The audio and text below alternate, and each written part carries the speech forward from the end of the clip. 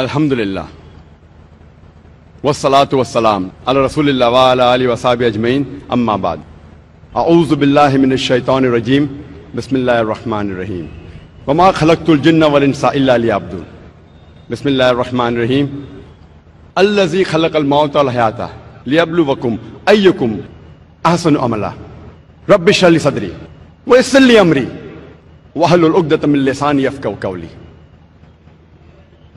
শ্রদ্ধেয় বিশেষজ্ঞগণ, বক্তাগণ, অতিথিবৃন্দ, শ্রদ্ধেয় গুরুজনেরা, প্রিয় ভাই ও বোনেরা এবং সেই লাখ লাখ দর্শক যারা টিভিতে বসে এই অনুষ্ঠানটা দেখছেন, আপনাদের স্বাগত জানাই ইসলামিক সম্ভাষণে। আসসালামু আলাইকুম ওয়া রাহমাতুল্লাহি ওয়া বারাকাতুহু। আল্লাহর দয়া, শান্তি এবং রহমত আপনাদের সবার উপরে বর্ষিত হোক।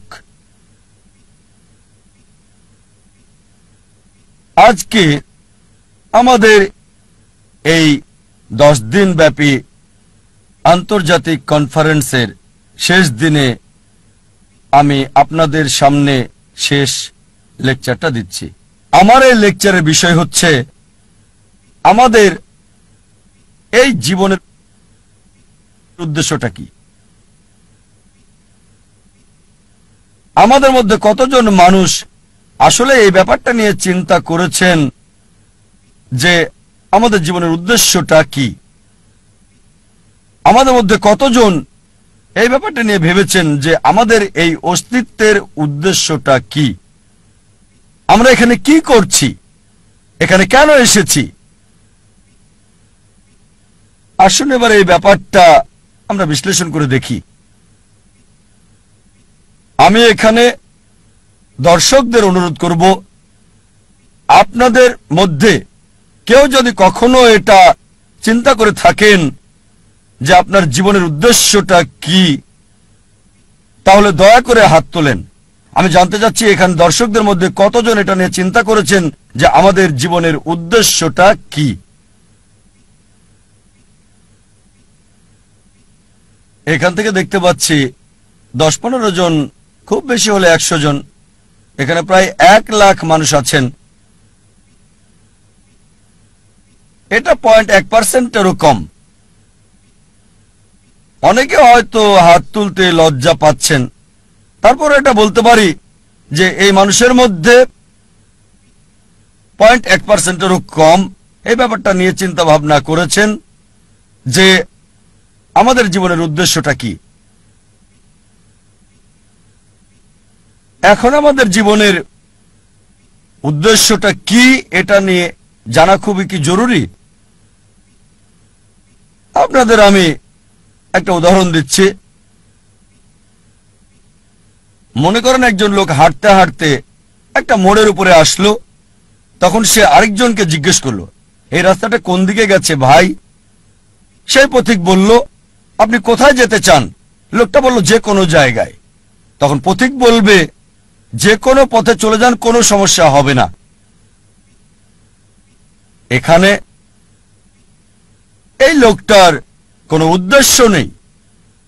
লোকটা যেসব কাজ করে তার সেই কাজগুলো কোনো পার্থক্য সৃষ্টি করে না, কারণ সে কোনো গন্তব্যে যায় না।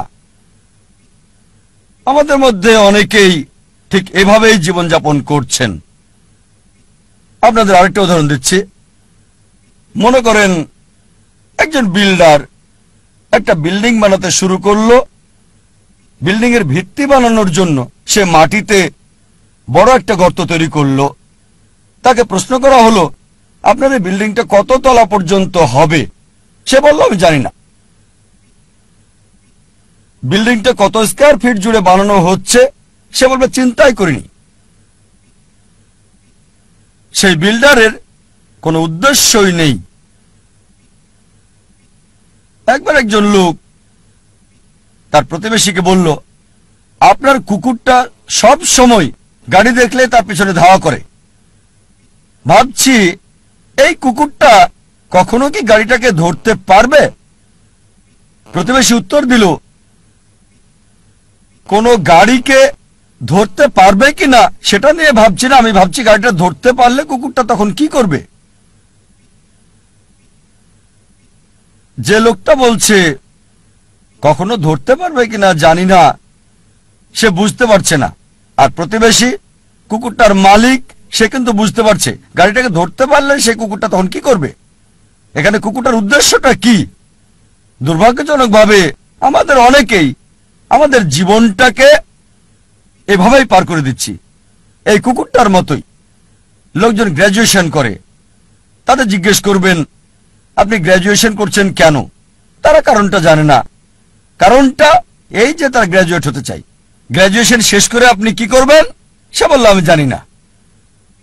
আমাদের বেশিরভাগই জীবনটাকে পার করছি গন্তব্য ছাড়া লোকটার মতো, অথবা সেই কুকুরটার মতো যে গাড়িকে ধরতে পেছনে ছুটছে কোনো উদ্দেশ্য ছাড়াই। আমাদের অনেকেই আমরা না বুঝেই অন্য মানুষের উদ্দেশ্যকে নকল করি। কোন ছাত্রকে প্রশ্ন করবেন আপনি কমার্স পড়ছেন কেন? সে উত্তর দেবে কারণ আমার বন্ধু কমার্স পড়ছে। আবার অনেকেই বিভিন্ন অভিনেতা আর মডেলদের নকল করার চেষ্টা করে। তারা এটা না বুঝেই করে। একবার এক লোক গ্রাম থেকে বোম্বেতে আসলো বড়লোক হওয়ার জন্য। তাকে একবার প্রশ্ন করা হলো যে আপনি বোম্বেতে আসলেন কেন? সে তখন বলল আমি হিন্দি সিনেমায় দেখেছি অমিতাভ বচ্চন খুব গরিব ছিল, তারপর বোম্বেতে এসে এক রাতের মধ্যে অনেক বড়লোক হয়ে গেল। এজন্য আপনারা প্রায় দেখবেন বোম্বের আশেপাশের এলাকা থেকে লোকজন বোম্বেতে চলে আসে যাতে সে এক রাতে ধনী হয়ে যেতে পারে। এই কারণে আমরা দেখতে পাই বোম্বেতে বস্তির সংখ্যা বেড়েই যাচ্ছে। অনেক সময় আপনারা দেখবেন যে অভিনেতা আর মডেলরা ব্র্যান্ড অ্যাম্বাসাডর হয়, বিভিন্ন পণ্যের মার্কেটিংও করে।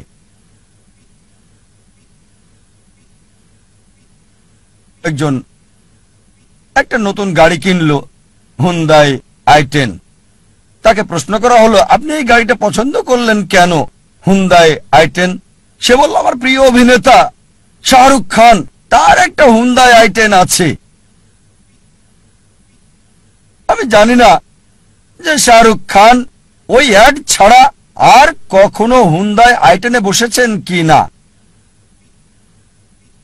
তিনি হয়তো চালান মার্সিডিজ অথবা BMW অথবা এরকম কিছু। আমার সন্দেহ তার i10 আছে কিনা। শাহরুখ খান মডেল হয়েছেন ঘড়ির, ট্যাগ হিওর ঘড়ির, তিনি ব্র্যান্ড অ্যাম্বাসেডর এই বিখ্যাত ট্যাগ হিওর ঘড়ির। আর আমরা দেখি যে অনেক ভক্তই তার এই ঘড়ি কিনে থাকে।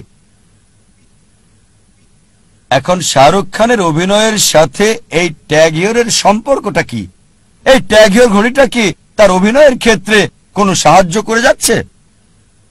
আমার তো মনে হয় শাহরুখ খান বিখ্যাত হওয়ার পরে এই ট্যাগ হিওর ঘড়ি পরেছেন। এরকম বিভিন্ন উপায়ে মিডিয়ায় পণ্যের মার্কেটিং করা হয়। আর দুর্ভাগ্যজনকভাবে আমরা অন্য মানুষকে নকল করার চেষ্টা করি, বেশিরভাগ সময় কিছু না বুঝেই। মনে করেন একজন ধনী লোক একটা টেক্সটাইল মিল কিনল।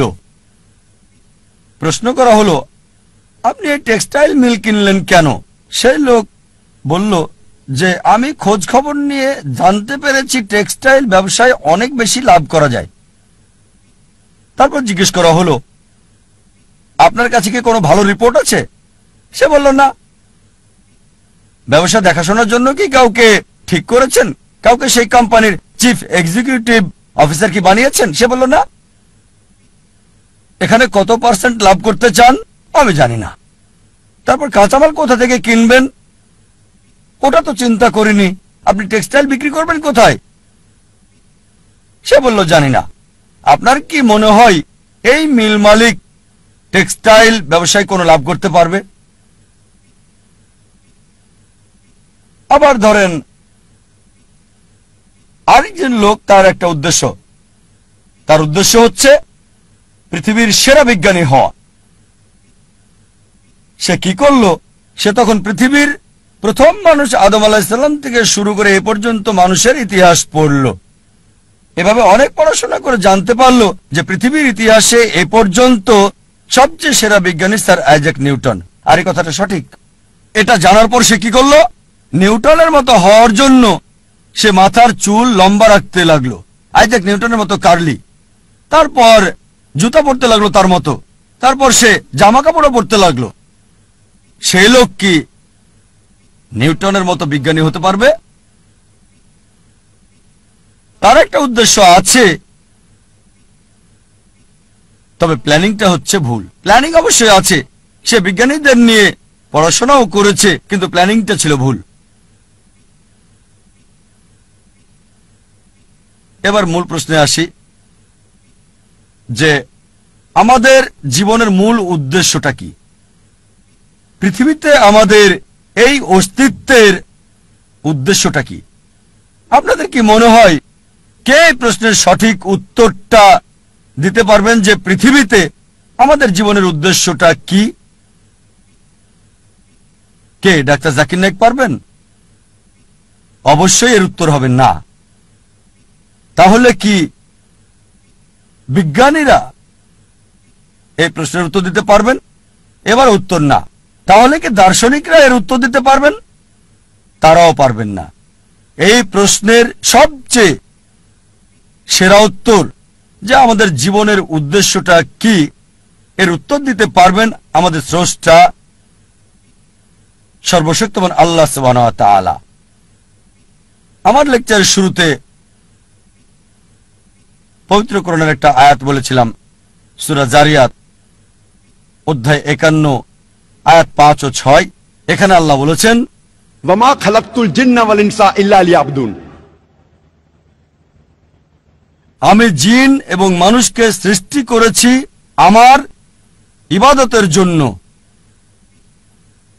জিন এবং মানুষকে সৃষ্টি করেছি শুধু আমার ইবাদতের জন্য। এখানে আরবি শব্দ হচ্ছে ইবাদা, মূল শব্দ আব্দ থেকে এসেছে, যার অর্থ চাকর, এর মানে দাস। ইবাদা মানে নির্দেশ পালন, মানে গোলামি, এর মানে অনুগত, সমর্পণ করা।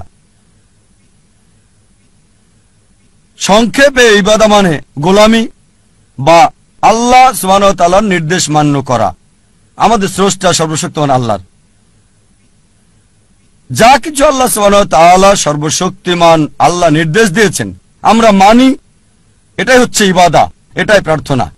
যেমন ধরেন আল্লাহ সুবহানাহু ওয়া তাআলা বলেছেন 5টি পিলার মানতে হবে। যদি তাওহীদে বিশ্বাস করেন যে কোনো উপাস্য নেই আল্লাহ ছাড়া, তাহলে ইবাদত করছেন, আপনি আল্লাহর উপাসনা করছেন। যদি প্রার্থনা করেন, সালাহ আদায় করেন, আপনি ইবাদত করছেন, আল্লাহ সুবহানাহু ওয়া তাআলার উপাসনা করছেন।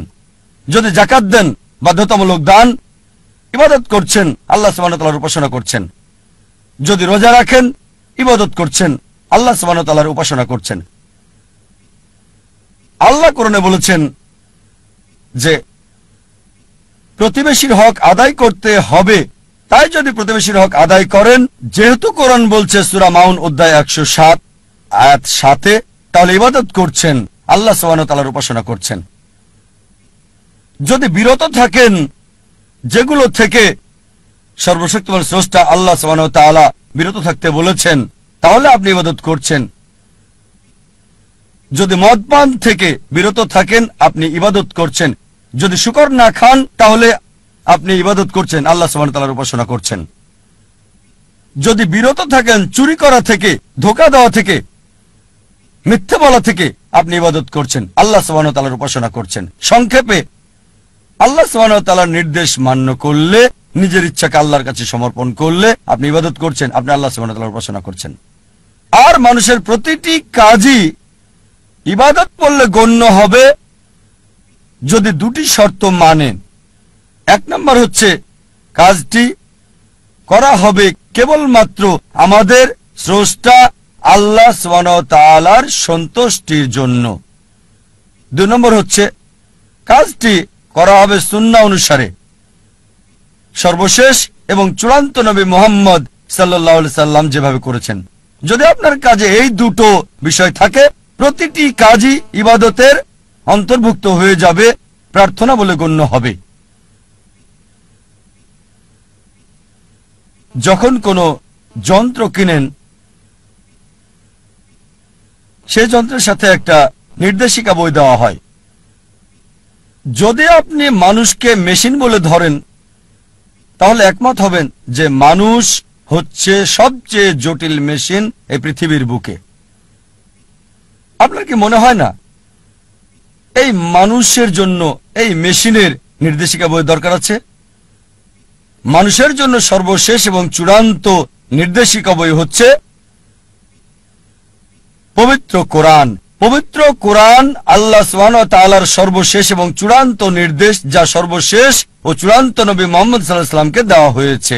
সর্বশেষ ও চূড়ান্ত নির্দেশিকা মানব জাতির জন্য। কোনটা করবে আর করবে না, কিভাবে একজন মানুষ জীবনযাপন করবে, তা দেওয়া আছে এই নির্দেশিকা বই পবিত্র কোরআনে।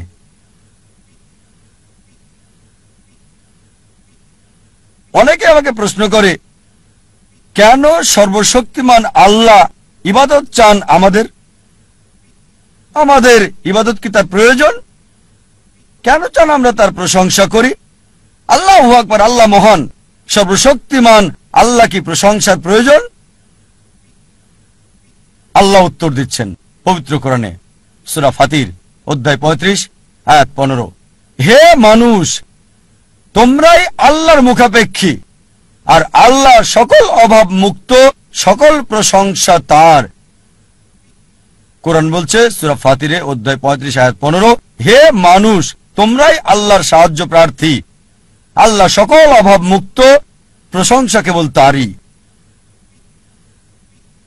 আমাদেরকে আল্লাহ সুবহানাহু ওয়া তাআলা ইবাদত করতে বলেন, তার প্রশংসা করতে বলেন, তার ভালোর জন্য নয়, আমাদের ভালোর জন্য।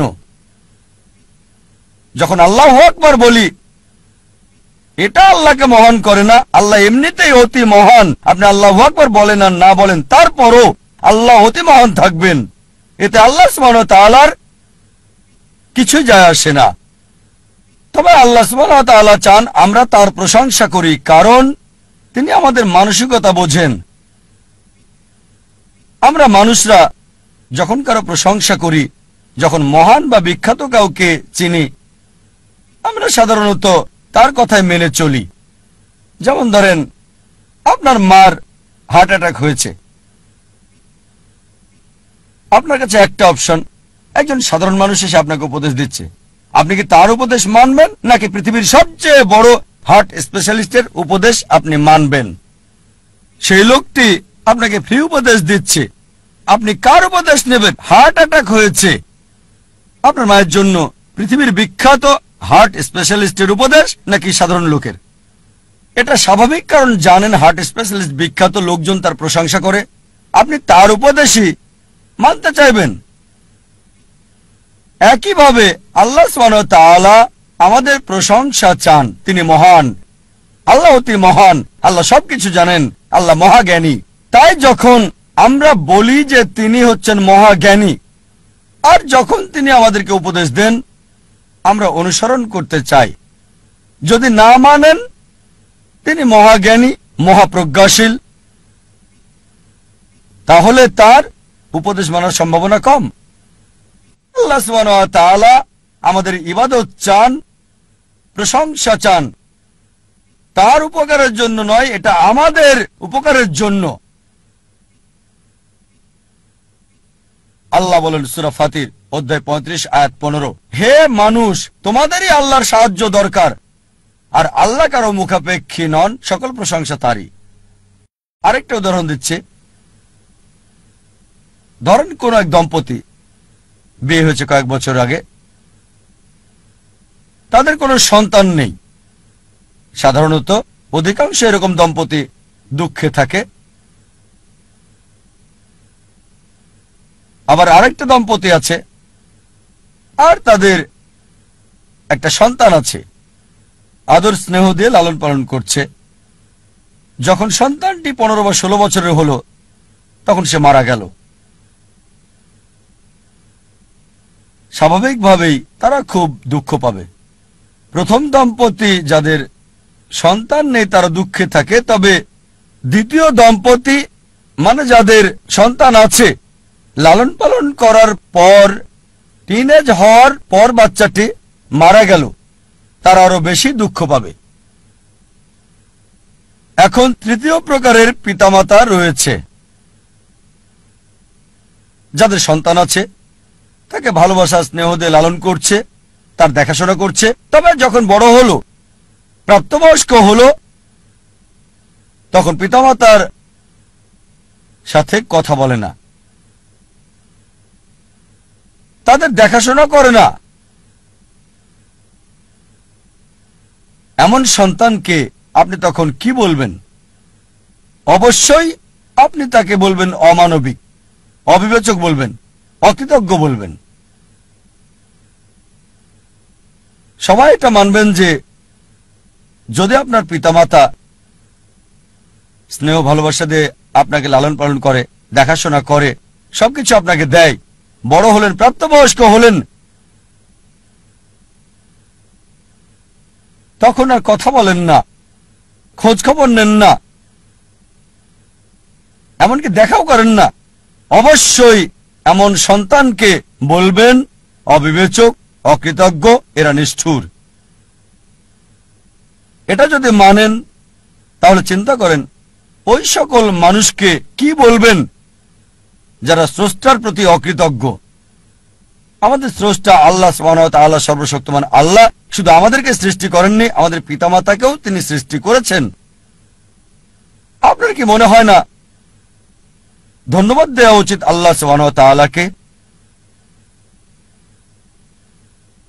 তার অনুগত হওয়া উচিত কিনা? আমাদের মধ্যে কতজন আল্লাহর প্রতি কৃতজ্ঞতা প্রকাশ করে তার অনুগ্রহের জন্য, তার দয়ার জন্য যা আমাদের উপর তিনি করেছেন? কয়জন আমাদের মধ্যে?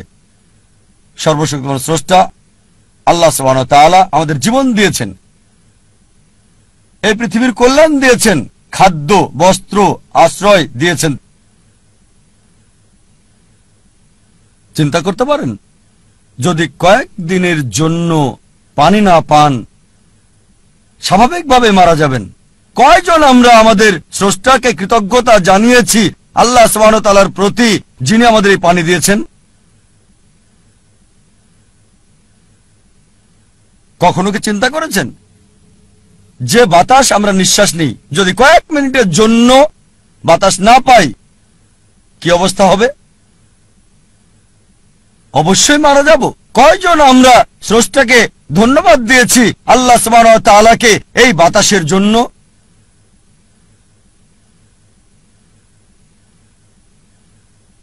আল্লাহ বলেন কোরআনে, সূরা ইব্রাহিম অধ্যায় 14 আয়াত 34, যদি তুমি গণনা করো এই নিয়ামত আল্লাহ তাআলার, গুণে শেষ করতে পারবে না। আর মানুষ আসলেই অবিবেচক, অকৃতজ্ঞ। আল্লাহ কোরআনে বলেন সূরা আদিয়াত অধ্যায় 100 আয়াত 6, ইন্নাল ইনসানা লিরাব্বিহি লাকানুদ। বস্তুত মানুষ তার প্রতিপালকের প্রতি বড়ই অকৃতজ্ঞ। আল্লাহ অনেক জায়গায় বলেছেন যে বস্তুত মানুষ তার রবের প্রতি অকৃতজ্ঞ। আল্লাহ সুবহানাহু ওয়া তাআলা আমাদের প্রশংসা আর উপাসনা চান তার নিজের জন্য নয়, আমাদের কল্যাণের জন্যই, মানুষের কল্যাণের জন্য। চিন্তা করেন যখন আল্লাহ সুবহানাহু ওয়া তাআলা দেখেন যে আপনি তার উপদেশ মানছেন, এটা সৃষ্টির কল্যাণ করছে, তিনি খুশি হন। যেমন ধরেন একজন ডাক্তার ফ্রি চিকিৎসা দিচ্ছেন, তিনি ফ্রি উপদেশ দিচ্ছেন গরিব রোগীদের। এবার দেখেন যদি সেই রোগী ডাক্তারের দেওয়া পরামর্শ না মানে, ডাক্তারের কেমন লাগবে? আর যদি ডাক্তারের উপদেশ মানে, এতে ডাক্তারের উপকার হবে না, কারণ তিনি ফি দিচ্ছেন। উপকার হবে আপনার। আর যখন তার উপদেশ মানেন, ডাক্তার খুশি হয়, অন্তত আমার রোগী এখন ভালো আছে। আল্লাহ সুবহানাহু ওয়া তাআলা ডাক্তারেরও ডাক্তার, বড় ডাক্তার। বলা হয়েছে হুয়া শাফি, তিনি সুস্থ করেন। যখনই তার উপাসনা করেন, তার আদেশ মানেন, আল্লাহ সুবহানাহু ওয়া তাআলা খুশি হন, কারণ যখনই তার প্রশংসা করেন, আদেশ মানেন, এটা তার সৃষ্টির জন্য ভালো, মানব জাতির জন্য ভালো, এটা আল্লাহ সুবহানাহু ওয়া তাআলাকে খুশি করে। আল্লাহ এজন্য খুশি হন না যে উপাসনা করছেন, প্রশংসা করছেন, তিনি খুশি হন কারণ এটা মানব জাতির উপকার করছে তার সৃষ্টির। এমনকি যখন পাপ করেন, অপরাধ করেন, পরক্ষণে অনুতপ্ত হন, তার কাছে ক্ষমা প্রার্থনা করেন, আল্লাহ সুবহানাহু ওয়া তাআলা সাথে সাথে ক্ষমা করে দেন। আল্লাহ কোরআনে অনেক জায়গায় বলেছেন ওয়াল্লাহু গফুরুর রহিম, আর আল্লাহ অতি ক্ষমাশীল, অতি দয়ালু। অনেক জায়গায় বলেছেন, সূরা নিসা অধ্যায় 4 আয়াত নাম্বার 25, সূরা মাইদা অধ্যায় 5 আয়াত নাম্বার 74, সূরা হিজর অধ্যায় 15 আয়াত 49, সূরা নাহল অধ্যায় 16 আয়াত 119, সূরা আল জুমার অধ্যায় 39 আয়াত 53, সূরা বুরুজ অধ্যায় 85 আয়াত 14। ওয়াল্লাহু গফুরুর রহিম, নিশ্চয় আল্লাহ অতি ক্ষমাশীল, পরম দয়ালু। যদিও তাকে মানছেন না, তাকে অমান্য করছেন, তার আদেশ মানছেন না, যখনই অনুতপ্ত হবেন, আল্লাহর কাছে তওবা করবেন, আল্লাহ মাফ করে দেবেন আর খুশি হবেন। তিনি খুশি হন যে আপনি ভুল করেছেন, এই মানুষ তো আমরা তারই সৃষ্টি, তিনি ক্ষমা করবেন। আল্লাহ কোরআনে বলেছেন সূরা নিসা অধ্যায় 4 আয়াত 48 এবং সূরা নিসা অধ্যায় 4 আয়াত 116, যদি আল্লাহ চান যে কোনো গুনাহ ক্ষমা করবেন, তবে শিরক করার গুনাহ, আল্লাহর সাথে শরীক করা, আল্লাহর সাথে অংশীদার করা, আল্লাহ কখনোই ক্ষমা করবেন না। যদি কেউ শিরক করে থাকে, তার সাথে কাউকে অংশীদার করে, সে সবচেয়ে জঘন্য পাপ করেছে। তাই আল্লাহ সুবহানাহু ওয়া তাআলা চাইলে যে কোনো গুনাহ ক্ষমা করবেন, তবে শিরক ছাড়া। যদি মুশরিক হয়ে মারা যান, যদি আল্লাহর সাথে শরীক করে কাউকে মারা যান আর মৃত্যুর আগে তওবা না করে যান, যদি ক্ষমা না চান, আল্লাহ কখনোই ক্ষমা করবেন না। তাই সবচেয়ে বড় একটা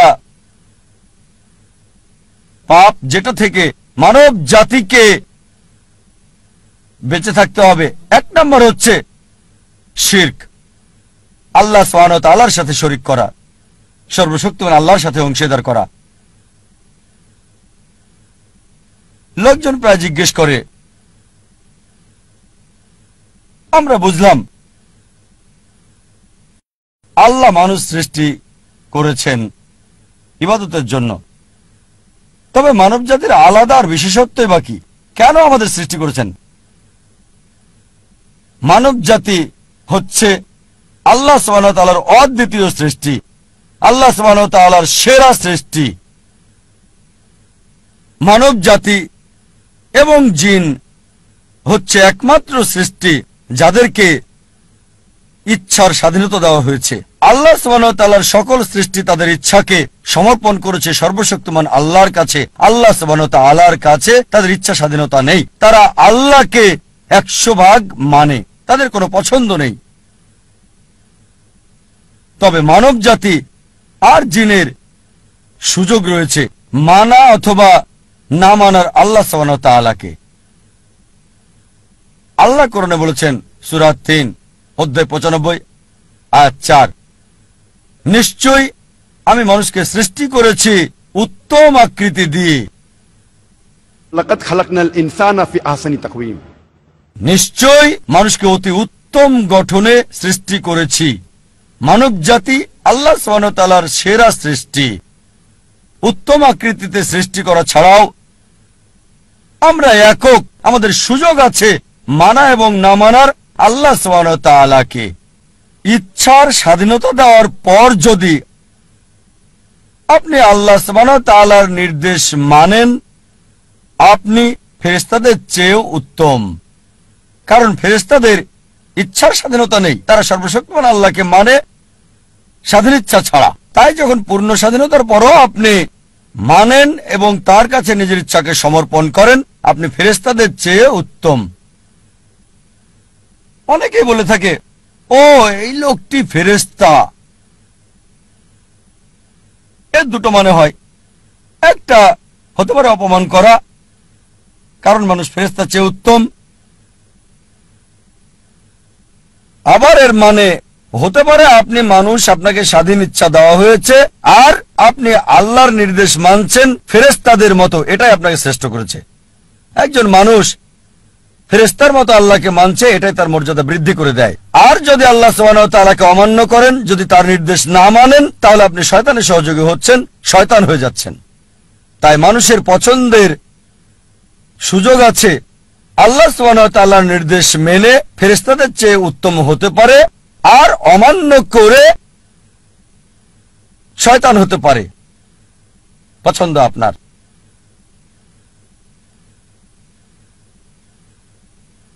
যখন আমরা ভালো করে দেখি কেন আল্লাহ সুবহানাহু ওয়া তাআলা আমাদের সৃষ্টি করেছেন, এর কারণ আমরা সৃষ্টির সেরা। আমাদের সুযোগ আছে আল্লাহকে মানার এবং না মানার সুযোগ। যদি মানেন ফেরেশতাদের চেয়ে উত্তম, যদি না মানেন শয়তান হয়ে যাবেন। আর আল্লাহ বলেন এই জীবন আমাদের জন্য পরীক্ষা। আমি আলোচনা শুরু করেছিলাম কোরআনের একটা আয়াত দিয়ে, সূরা মুলক অধ্যায় 67 আয়াত 2। আল্লাহ বলেছেন, আল্লাযী খালাকাল মাউতা ওয়াল হায়াতা লিয়াবলুয়াকুম আইয়ুকুম আহসানু আমালা। আল্লাহ সৃষ্টি করেছেন জীবন এবং মৃত্যু তোমাদের পরীক্ষার জন্য, কে তোমাদের মধ্যে উত্তম আমলকারী। আল্লাহ জীবন মৃত্যু দিয়েছেন পরীক্ষা করার জন্য, মানুষের মধ্যে কে উত্তম আমল করে। তাই এই জীবনটা হচ্ছে আখিরাতের জন্য পরীক্ষা। আল্লাহ বলেন সূরা আল ইমরান অধ্যায় 3 আয়াত 185, কুল্লু নাফসিন যায়কাতুল মউত। প্রত্যেক প্রাণী মৃত্যুর স্বাদ গ্রহণ করবে। আপনার চূড়ান্ত ফয়সালা দেওয়া হবে বিচারের দিনে। যে মানুষই আগুন থেকে রক্ষা পাবে তাকে কল্যাণময় উদ্যানে প্রবেশ করানো হবে। জীবনের উদ্দেশ্যে যে মানুষ সফল হয়েছে, অবশ্যই দুনিয়ার এই জীবন ছলনা ছাড়া আর কিছুই না। আল্লাহ কোরআনে বলেন সূরা বাকারা অধ্যায় 2 আয়াত 155, নিশ্চিত যেন আমি তোমাদেরকে পরীক্ষা করব ভয় দিয়ে, ক্ষুধা দিয়ে, অথবা সম্পদের ক্ষতি দিয়ে, জানের ক্ষতি দিয়ে, জমিনের ক্ষতি দিয়ে, তাদের জন্য সুসংবাদ যারা ধৈর্য ধারণ করে। আল্লাহ সুবহানাহু ওয়া তাআলা আমাদের জীবন মৃত্যু সৃষ্টি করেছেন পরীক্ষা করার জন্য, যে মানুষের মধ্যে কে উত্তম আমলকারী। আর অবশ্যই আল্লাহ পরীক্ষা করবেন ভয় দিয়ে, ক্ষুধা দিয়ে, মালের ক্ষতি দিয়ে, জীবনের ক্ষতি দিয়ে, আর সারা জীবনের অর্জন দিয়ে, ফসলের ক্ষতি দিয়ে। বিভিন্ন মানুষকে বিভিন্নভাবে পরীক্ষা করেন। আল্লাহ কোরআনে বলেন যে আল্লাহ সুবহানাহু ওয়া তাআলা কিছু কিছু মানুষকে বেশি অনুগ্রহ করে থাকেন অন্যদের তুলনায়। আল্লাহ কোরআনে বলেন সূরা আনাম অধ্যায় 6 আয়াত 165, যে তিনি কিছু মানুষকে বেশি মর্যাদা দিয়েছেন অন্যদের উপরে, আর তিনি কিছু মানুষকে বেশি সুযোগ দেন, এভাবে তাদেরকে পরীক্ষা করে থাকেন। তাই যদি আল্লাহ মর্যাদা দেন আর আপনাকে পুরস্কৃত করেন, আপনাকে প্রাচুর্য দেন, প্রস্তুত হন, আল্লাহ আপনাকে পরীক্ষা করছেন। আল্লাহ কোরআনে বলেন সূরা আনফাল অধ্যায় 8 আয়াত 28 যে তোমাদের সম্পদ, তোমাদের সন্তান তোমাদের জন্য পরীক্ষা। যে সম্পদ আল্লাহ আপনাকে দিয়েছেন, যে সন্তান আল্লাহ আপনাকে পরীক্ষা করছেন সেগুলো দিয়ে। আল্লাহ বলেন সূরা মুনাফিকুন অধ্যায় 63 আয়াত নম্বর 9, তোমার সম্পদ আর সন্তান যেন তোমাকে ভুলিয়ে না দেয় সৃষ্টিকর্তা আল্লাহ সুবহানাহু ওয়া তাআলার কথা। আল্লাহ কোরআনে বলেন সূরা আনকাবুত অধ্যায় 29 আয়াত 2 যে মনে করো না মুখে বললেই হবে আমি বিশ্বাস করি আর আল্লাহ পরীক্ষা করবেন না। শুধু মুখে বললে আমি মুসলিম, আমি বিশ্বাসী, আমি মুমিন। আল্লাহ বলছেন কোরআনে মনে করো না যে আল্লাহ তোমাকে পরীক্ষা করবেন না। আল্লাহ অবশ্যই পরীক্ষা করবেন, আর যদি পরীক্ষায় পাশ করেন আপনি জান্নাতে যাবেন। শুধু মুখে বললে আমি মুসলিম, আমি মুহাম্মদ, আমি জাকির, আমি আব্দুল্লাহ জান্নাতে যেতে পারবেন না। আল্লাহ অবশ্যই পরীক্ষা করবেন। যদি পরীক্ষায় পাশ করেন ইনশাআল্লাহ জান্নাতে যাবেন। জান্নাতে যাওয়ার জন্য একজন মানুষের কি দরকার, জান্নাতে যাওয়ার মাপকাঠি কি? এই প্রশ্নের উত্তর দেওয়া হয়েছে সূরা আল আসর অধ্যায় 103 আয়াত 1 থেকে 3, যেখানে আল্লাহ বলেছেন ওয়াল আসর ইন্নাল ইনসানা লাফি খুসর ইল্লাল্লাযিনা আমানু ওয়া আমিলুস সলিহাতি ওয়া তাওয়াসাউ বিল হাক্কি ওয়া তাওয়াসাউ বিস সাবর। সময়ের কসম, নিশ্চয়ই মানুষ ক্ষতির মধ্যে আছে, তারা ব্যতীত যারা ঈমান আনে, সৎকর্ম করে, মানুষকে সত্যের দিকে আহ্বান করে, ধৈর্য এবং সবরের উপদেশ দিয়ে থাকে। একজন মানুষকে 3টি অর্জনের জন্য 4টে কাজ করতে হবে। 3টি কাজ হচ্ছে, প্রথম কাজ আল্লাহর সন্তুষ্টি। আল্লাহর সন্তুষ্টির মাধ্যমে পৃথিবীতে শান্তি এবং আখিরাতে জান্নাত অর্জন। এই 3টির জন্য 4টি কাজ করতে হবে। প্রথম কাজটা পূর্ণ ঈমান থাকা, দ্বিতীয় কাজ হচ্ছে পুণ্য বা সৎকর্ম, তৃতীয় কাজ হচ্ছে দাওয়া, সত্যের দিকে মানুষকে আহ্বান করা, আর চতুর্থ কাজ হবে ধৈর্য এবং সবর, মানুষকে ধৈর্য আর সবরের কথা বলা।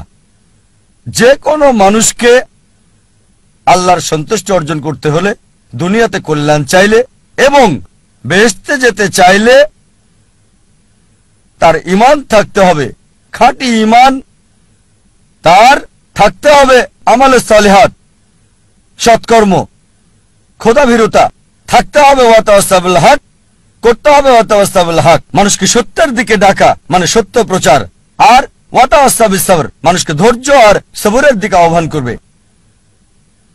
এই 3টি পাওয়ার জন্য আপনাকে 4টি মানতে হবে। আরেকটা হাদিস নবী মুহাম্মদ সাল্লাল্লাহু আলাইহি ওয়াসাল্লামের, এটা আছে সুনান তিরমিজি ভলিউম 4 অধ্যায় 60 হাদিস নম্বর 2517। আনাস ইবনে মালিক রাদিয়াল্লাহু আনহু তিনি বলেছেন, একবার এক লোক নবীজিকে জিজ্ঞেস করলো, আমি কি আমার উটটাকে বেঁধে রাখবো নাকি আল্লাহর উপর ভরসা করে ওটাকে আমি ছেড়ে দেব? উট ছেড়ে দেব আর আল্লাহর উপর ভরসা করব? নবীজি বললেন, বেঁধে রাখো, বেঁধে রেখে আল্লাহর উপর ভরসা করো। তার মানে এই না যে আপনি উটটাকে দেবেন ছেড়ে আর বলবেন আল্লাহর উপর বিশ্বাস আছে, তাওয়াক্কালতু আলাল্লাহ, আল্লাহর উপর ভরসা। দরজা খোলা রেখে চলে যেতে পারেন না, আর বলতে পারেন না যে আল্লাহর উপর ভরসা, চোর ডাকাত আসবে না। দরজা বন্ধ রেখে আল্লাহর উপর ভরসা রাখতে হবে। আল্লাহর উপর ভরসা করা জরুরি, আল্লাহর সমস্ত নির্দেশাবলী মানাও জরুরি। আর সফলতার জন্য আল্লাহর উপর ভরসা খুবই জরুরি। আল্লাহ কোরআনে বলেন সূরা আল ইমরান অধ্যায় 3 আয়াত 160, যদি আল্লাহ চান কেউ পেছনে ফেলতে পারবে না, আর তিনি সাহায্য না করলে কে আছে এমন যে সাহায্য করবে? আর মুমিন লোকগণ কেবল আল্লাহর উপরে ভরসা করেন। আল্লাহ বলেন সূরা আনকাবুত অধ্যায় নম্বর 29 আয়াত নম্বর 69 যে যদি চেষ্টার সংগ্রাম করো আল্লাহ সুবহানাহু ওয়া তাআলার পথে, তিনি পথ খুলে দেবেন। আল্লাহ আরো বলেন সূরা নাহাল অধ্যায় 17 আয়াত 43 এবং সূরা আম্বিয়া অধ্যায় 21 আয়াত 7, ফাসআলু আহলে যিকরি ইন কুনতুম লা তা'লামুন। যদি তোমরা না জানো তাকে জিজ্ঞেস করো যে জানে, তার কাছে যার জ্ঞান আছে। তাই সফলতার জন্য প্রথম আল্লাহর উপর ভরসা, দ্বিতীয় হচ্ছে চেষ্টা করা, সাধনা করা আল্লাহ সুবহানাহু ওয়া তাআলার পথে, তৃতীয় হচ্ছে যে জানে তাকে জিজ্ঞেস করা। পরিকল্পনাটাও জরুরি, গন্তব্য থাকাটাও জরুরি। আর আমরা যখন পড়ে দেখি ম্যানেজমেন্ট গুরু বই, অনেক গন্তব্য নির্ধারিত আর সেটা তারা দিয়েছে। তবে আমার কাছে সেরা প্ল্যানিং, সবচেয়ে সেরা গন্তব্য হচ্ছে ইসলামিক, ISLAMIC, আই, এটা দিয়ে ইসলামিক। আপনার গন্তব্য আল্লাহ সুবহানাহু ওয়া তাআলা এবং নবী মুহাম্মদ সাল্লাল্লাহু আলাইহি সাল্লামের শিক্ষা অনুযায়ী হতে হবে। আপনার গন্তব্য কোরআন এবং সর্বশেষ এবং চূড়ান্ত বার্তাবাহক নবী মুহাম্মদ সাল্লাল্লাহু আলাইহি সাল্লামের হাদিসের অনুযায়ী হতে হবে। এটা ইসলামিক হতে হবে। এক নম্বর। এস হচ্ছে লক্ষ্য নির্দিষ্ট হতে হবে, স্পেসিফিক হতে হবে, অস্পষ্ট হবে না। আরেকটা উদাহরণ দিচ্ছি। ধরেন একজন শিক্ষক ছাত্রদের ধনুবিদ্যা সম্পর্কে শিক্ষা দিচ্ছেন, আর ছাত্রদের বললেন, যারা তীর চালানো শিখছিল, গাছের ডগায় বসা একটা পাখিকে নিশানা করছিল। সবাই নিশানা করছে, শিক্ষক বললেন আমি না বললে কেউ তীর ছুড়বে না। প্রথম ছাত্রকে বললেন নিশানা করেছো? সে বলল হ্যাঁ। তুমি কি দেখছো? সে বলল বন দেখছি, গাছ দেখছি, পাখিটাকেও দেখছি। দ্বিতীয় ছাত্রকে বললেন তুমি কি দেখছো? সে বলল স্যার গাছটা দেখছি, গাছের ডাল দেখছি, আর পাখিটাকেও দেখছি। তৃতীয় ছাত্রকে বললেন তুমি কি দেখছো? সেই ছাত্র বলল আমি শুধু গাছের ডাল দেখছি আর পাখির চোখ। চতুর্থ ছাত্রকে বললেন তুমি কি দেখছো? সেই ছাত্র বলল স্যার আমি শুধু চোখ দেখছি আর অন্য কিছুই দেখছি না। শিক্ষক বললেন এবার তীর ছুঁড়ে দাও, আর তীরটা পাখিটার চোখে গিয়ে লাগলো। আপনার লক্ষ্য স্পেসিফিক হতে হবে, নির্দিষ্ট হতে হবে। কোন ভ্রমণকারীর মতো হলে হবে না, যার কোনো উদ্দেশ্য নেই। কুকুরটার মতো না, যে গাড়ির পেছনে ছুটছে উদ্দেশ্য ছাড়া। তৃতীয় বিষয় এল দিয়ে বোঝাচ্ছে এটা লাভজনক হতে হবে। প্রথমত পরকালের জন্য লাভজনক হতে পারে আখিরাতে, আবার এটা আমাদের জন্য সমানভাবে লাভজনক হতে পারে এই পৃথিবীতেও। তবে গুরুত্ব হচ্ছে আখিরাত।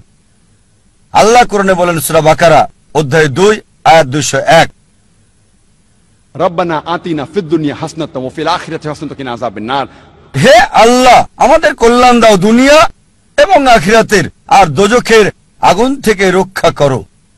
সুতরাং লাভজনক হতে হবে, উপকার থাকতে হবে, প্রথমত পরকালের, তারপর এই দুনিয়া। তবে বেশি গুরুত্ব হচ্ছে আখিরাতের, তারপর দুনিয়ার। এমন যেন না হয় যে দুনিয়ার লাভ আখিরাতের লাভকে নষ্ট করে দেবে। চতুর্থ হচ্ছে এ দিয়ে তীক্ষ্ণ বোঝাবে, যথাযথ হতে হবে, সঠিক হতে হবে, লক্ষ্য সুতীক্ষ্ণ যথাযথ হবে। এম হচ্ছে পরিমাপ, লক্ষ্যটা পরিমাপযোগ্য হতে হবে। পরিমাপযোগ্য হতে হবে, নির্দিষ্ট হতে হবে। নির্দিষ্ট হওয়ার পর এর একটা সীমা থাকতে হবে। যেমন ধরেন একজন নির্মাতা বলল আমি পৃথিবীর সবচেয়ে উঁচু দালান তৈরি করতে চাই। লক্ষ্য নির্দিষ্ট, তবে সীমা নির্ধারণের জন্য সে জরিপ চালাবে পৃথিবীর সবচেয়ে উঁচু দালান কোনটি, আর সে জানল বুর্জ আল খলিফা, এর উচ্চতা 828 মিটার নির্দিষ্ট। এখন তার লক্ষ্য হচ্ছে তাকে এমন দালান বানাতে হবে যেটার উচ্চতা 828 মিটার চেয়ে বেশি। এটা হচ্ছে নির্দিষ্ট আর পরিমাপযোগ্য। যদি পরিমাপযোগ্য হয় মনিটর করা যাবে কতটুকু তৈরি করেছেন, আপনার লক্ষ্যের কতটুকু কাছে গেছেন আপনি। এরপর হচ্ছে নিয়ত। আমাদের প্রিয় নবীজি মুহাম্মদ সাল্লাল্লাহু আলাইহি ওয়াসাল্লাম বলেছেন, এটা আছে সহিহ বুখারীতে ভলিউম নাম্বার 1 অধ্যায় নাম্বার 1 বুক অফ ফেথ হাদিস নাম্বার 1, বুখারীর প্রথম হাদিস, ইন্নামাল আমালু বিন্নিয়া। আপনার কর্ম বিবেচনা করা হবে নিয়তের উপর। আপনার নিয়তের উপর পুরস্কৃত হবেন। আপনার নিয়তটা যেন হয় আল্লাহ এবং রাসূলুল্লাহ সাল্লাল্লাহু আলাইহি সাল্লামের সন্তুষ্টির জন্য। বিখ্যাত হওয়া, জনপ্রিয় হওয়া কারো ইচ্ছা থাকা উচিত না। যদি বিখ্যাত হওয়া উদ্দেশ্য হয় তাহলে আপনার লক্ষ্যটা ভুল। যদি উদ্দেশ্য হয় সন্তুষ্টি অর্জন আল্লাহ, আমাদের স্রষ্টা এবং রাসূলের, অবশ্যই আপনাকে আখিরাতে পুরস্কার দেওয়া হবে। আর ইনশাআল্লাহ আল্লাহ এই পৃথিবীতেও আপনাকে কল্যাণ দান করবেন। এটা ধারাবাহিকভাবে হতে হবে লক্ষ্য অর্জন পর্যন্ত।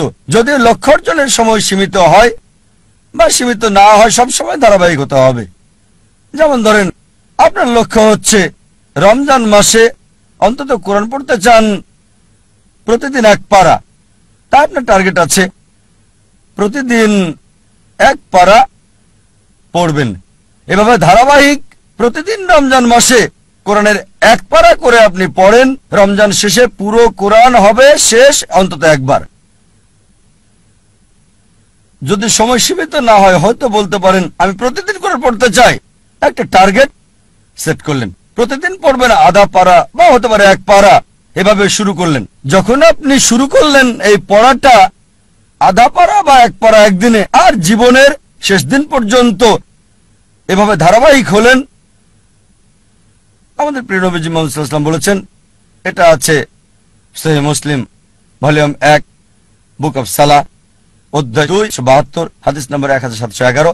তিনি বলেছেন যে এক লোক নবীজির কাছে বলল, সবচেয়ে ভালো কাজ কোনটি যা আল্লাহ পছন্দ করেন? নবীজি বললেন, আল্লাহ সেই কাজ পছন্দ করেন যেটা ধারাবাহিকভাবে করা হয়, সেটা ছোট কাজ হলেও। একবারে অনেক কাজ করার চেয়ে ধারাবাহিকভাবে কম করাটা ভালো। তাই যে কাজটা নিয়মিত করা হয় সেই কাজটা একবারে অনেকগুলো কাজ করার চেয়ে বেশি ভালো। তাই লক্ষ্যটা হতে হবে ইসলামিক। প্রথমটা ইসলামিক, দ্বিতীয়টা সুনির্দিষ্ট প্রাসঙ্গিক, তৃতীয় লাভজনক কল্যাণকর, চতুর্থ তীক্ষ্ণ যথাযথ, পঞ্চম পরিমাপযোগ্য যা মনিটর করা যাবে, ষষ্ঠ হচ্ছে নিয়ত আল্লাহর সন্তুষ্টির জন্য হতে হবে, সপ্তম ধারাবাহিক হতে হবে। আরেকটা উদাহরণ দিচ্ছি। আমরা অনেকে উইলমা রুডলফের ইতিহাস জানি। উইলমা রুডলফ একজন মেয়ে যে শৈশব থেকেই ভয়ানক রোগ পোলিওতে আক্রান্ত ছিল, আর ডাক্তার তার পায়ে ব্রেস লাগিয়ে রাখত। ডাক্তার বলল, এই মেয়ে কখনোই হাঁটতে পারবে না। তার মা তাকে উৎসাহ দিত আর বলতো, উইলমা তুমি যা করতে চাও তাই তুমি করতে পারো। এভাবে মা মেয়েকে উৎসাহ দিত। উইলমার বয়স যখন 9, তখন পায়ের ব্রেস খুলে ফেলে সে পৃথিবীর দ্রুততম মানবী হতে চায়। এটা ছিল তার ইচ্ছা, ছিল তার লক্ষ্য। 9 বছর বয়সে ব্রেস খুলে ফেলার পর 13 বছর বয়সে জীবনের প্রথমবারের মতো দৌড়ে অংশগ্রহণ করল সে, এবং পরাজিত, সবার শেষ অবস্থান। তবে তারপরও সে ধারাবাহিক চেষ্টা চালিয়ে যাচ্ছে, হেরে যাচ্ছে, আবার চেষ্টা করছে। একসময় অলিম্পিকে খেলার যোগ্যতা সে অর্জন করেছে। এটা বাস্তব গল্প, কোনো বানানো গল্প না, মনোরঞ্জনের গল্প না। যখন অলিম্পিকে খেলতে আসলো 1960 সালের অলিম্পিকে মহিলাদের 100 মিটার দৌড়ে সে প্রথম হয়েছিল, স্বর্ণপদক পেল। 200 মিটার দৌড়েও মহিলাদের মধ্যে স্বর্ণপদক পেল। সে 400 মিটার দৌড়েও স্বর্ণপদকটা জয় করে নিল।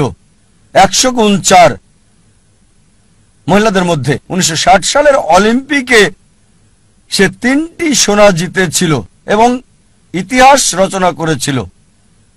একজন প্যারালাইজড, একজন অচল মহিলা, পোলিও আক্রান্ত, সে পৃথিবীর দ্রুততম মানবী হল 1960 সালের জন্য। আমরা দেখলাম যে উইলমা লক্ষ্য স্থির করেছে, আর যদি ম্যানেজমেন্ট গ্রুপ বই পড়েন এই বিষয়গুলো তাতে আছে। স্মার্ট গোল বইয়ে আছে, বিস্তারিত আমি বলছি না। তবে চলুন দেখি সে কতটুকু মূল টার্গেট পূর্ণ করেছে ইসলামিক ভাবে। প্রথম হচ্ছে লক্ষ্যটাকে ইসলামিক ছিল, লক্ষ্যটাকে কোরআন সুন্নাহ অনুযায়ী ছিল। তার ব্যক্তিগত জীবন জানি না, তবে এটা জানি সে মুসলিম না। স্রষ্টার জন্য করেছিল কিনা সেটাও জানি না। দ্বিতীয় হচ্ছে লক্ষ্যটাকে নির্দিষ্ট, হ্যাঁ নির্দিষ্ট। সে পৃথিবীর দ্রুততম মানবী হতে চেয়েছে। এটা লাভজনক, কল্যাণকর, হ্যাঁ এই পৃথিবীর জন্য লাভজনক। সুনাম পেয়েছে, সম্মান পেয়েছে। তবে আখিরাতের ব্যাপারে আল্লাহ জানেন, আমি জানি না। আখিরাতে এই অলিম্পিক জয়ের সোনা কোনো কাজে আসবে কিনা। যদি না তা করা হয় আল্লাহ সুবহানাহু ওয়া তাআলার সন্তুষ্টির জন্য। এটা কি সুতীক্ষ্ণ এবং যথাযথ ছিল? হ্যাঁ ছিল। এটা পরিমাপযোগ্য ছিল কি? হ্যাঁ।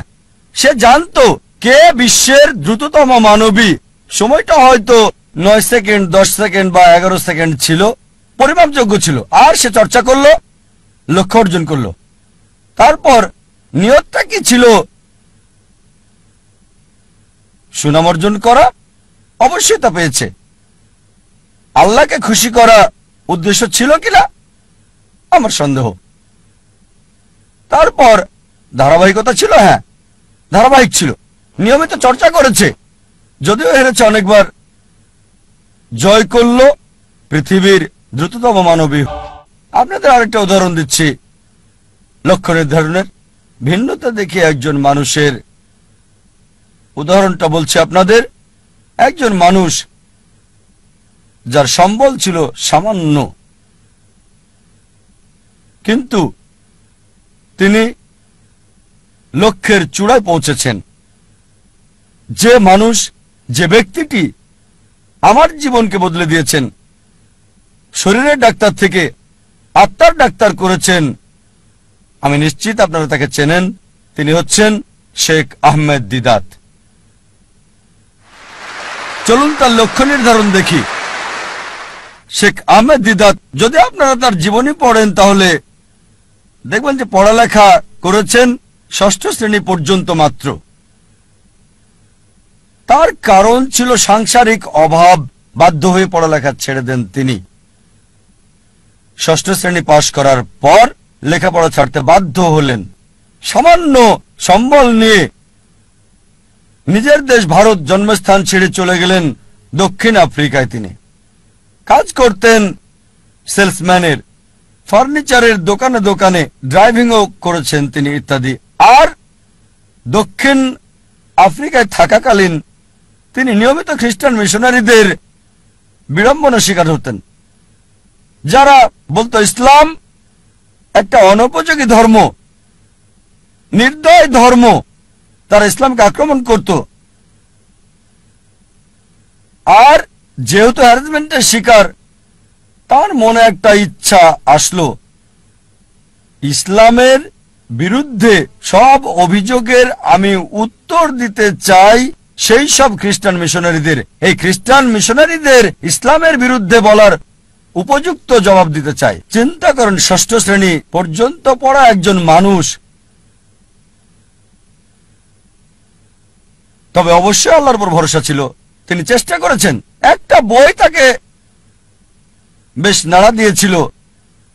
ঘরের মধ্যে ময়লা জমে থাকা একটা বই, এই বইটা তাকে নাড়া দিয়েছে, যেটার নাম ইজারুল হক, সত্যের প্রকাশ, লেখক মাওলানা রহমতুল্লাহ কিরানবী। আর ওই বইয়ে লক্ষ্যের নির্দেশনা পান। এভাবে শুরু করেছিলেন আর 40 বছর ধরে সংগ্রাম করেছেন। তিনি চ্যালেঞ্জ করেছেন খ্রিস্টান ধর্মের রথী মহারথীদের। চিন্তা করেন, 6 পাস একজন মানুষ 40 বছর সংগ্রাম করেছেন, পৃথিবীর সেরা খ্রিস্টানদের সাথে চ্যালেঞ্জ করেছেন। এমন একটা ঘটনা 1986 সালে তিনি বিতর্ক করেছিলেন পাদ্রী জিমি সোয়াগাটের সাথে। আর 80-র দশকে এই জেমি সোয়াগাট ছিল 1 নাম্বার, সবচেয়ে ক্ষমতাধর, সবচেয়ে বিখ্যাত খ্রিস্টান টিভি বিতার্কিক। তার বিতর্কের কয়েক সপ্তাহ আগে শেখ দিদাতের এক ভক্ত বলল, শেখ আহমেদ দিদাত, আমি আপনার ভক্ত, আপনাকে একটা উপদেশ দিচ্ছি। এই জেমি সোয়াগাটকে আমি চিনি, তার সম্পর্কে আমি জানি, তার সাথে বিতর্ক করবেন না, আপনাকে হাসির পাত্র বানাবে আর ফু দিয়ে উড়িয়ে দেবে। চিন্তা করেন, একজন ভক্ত আহমেদ দিদাতকে উপদেশ দিচ্ছে জেমি সোয়াগাটের সাথে ডিবেট না করার জন্য। আমি তাকে চিনি, আপনাকে হাসির পাত্র বানাবে আর ফু দিয়ে উড়িয়ে দেবে। যে লোক সবচেয়ে বিখ্যাত টিভি ব্যক্তিত্ব, টেলিভিশনের মালিক, যার বাজেট ছিল দৈনিক $1 মিলিয়ন বেশি সুনাম অক্ষুণ্ণ রাখার জন্য, আমাদের শেখ আহমেদ দিদাত, মাশাআল্লাহ, তার সাথে আল্লাহ ছিলেন। তিনি ইউএসএতে গেলেন, ওই খ্রিস্টান মিশনারির শহরে, সে যে দেশে খুবই বিখ্যাত, তিনি গেলেন, বিতর্ক করলেন। আর আলহামদুলিল্লাহ সুম্মা আলহামদুলিল্লাহ, আল্লাহর সাহায্যে তিনি টেবিলটাকে উল্টে দিলেন। চিন্তা করেন, একজন মানুষ সামান্য পুঁজি নিয়ে, স্কুলও পাশ করেননি, গ্রাজুয়েশন তো দূরের কথা, চ্যালেঞ্জ করেছেন খ্রিস্টান সম্প্রদায়ের প্রধান নেতাদেরকে। তারপর থেকে তিনি সবচেয়ে বড় বাধা বিশ্ব খ্রিস্টান নেতাদের জন্য, খ্রিস্টান মিশনারিদের জন্য। একা একজন মানুষ শেখ আহমেদ দিদাত আল্লাহ সুবহানাহু ওয়া তাআলার সাহায্যে সমগ্র খ্রিস্টানদের চ্যালেঞ্জ করেছেন।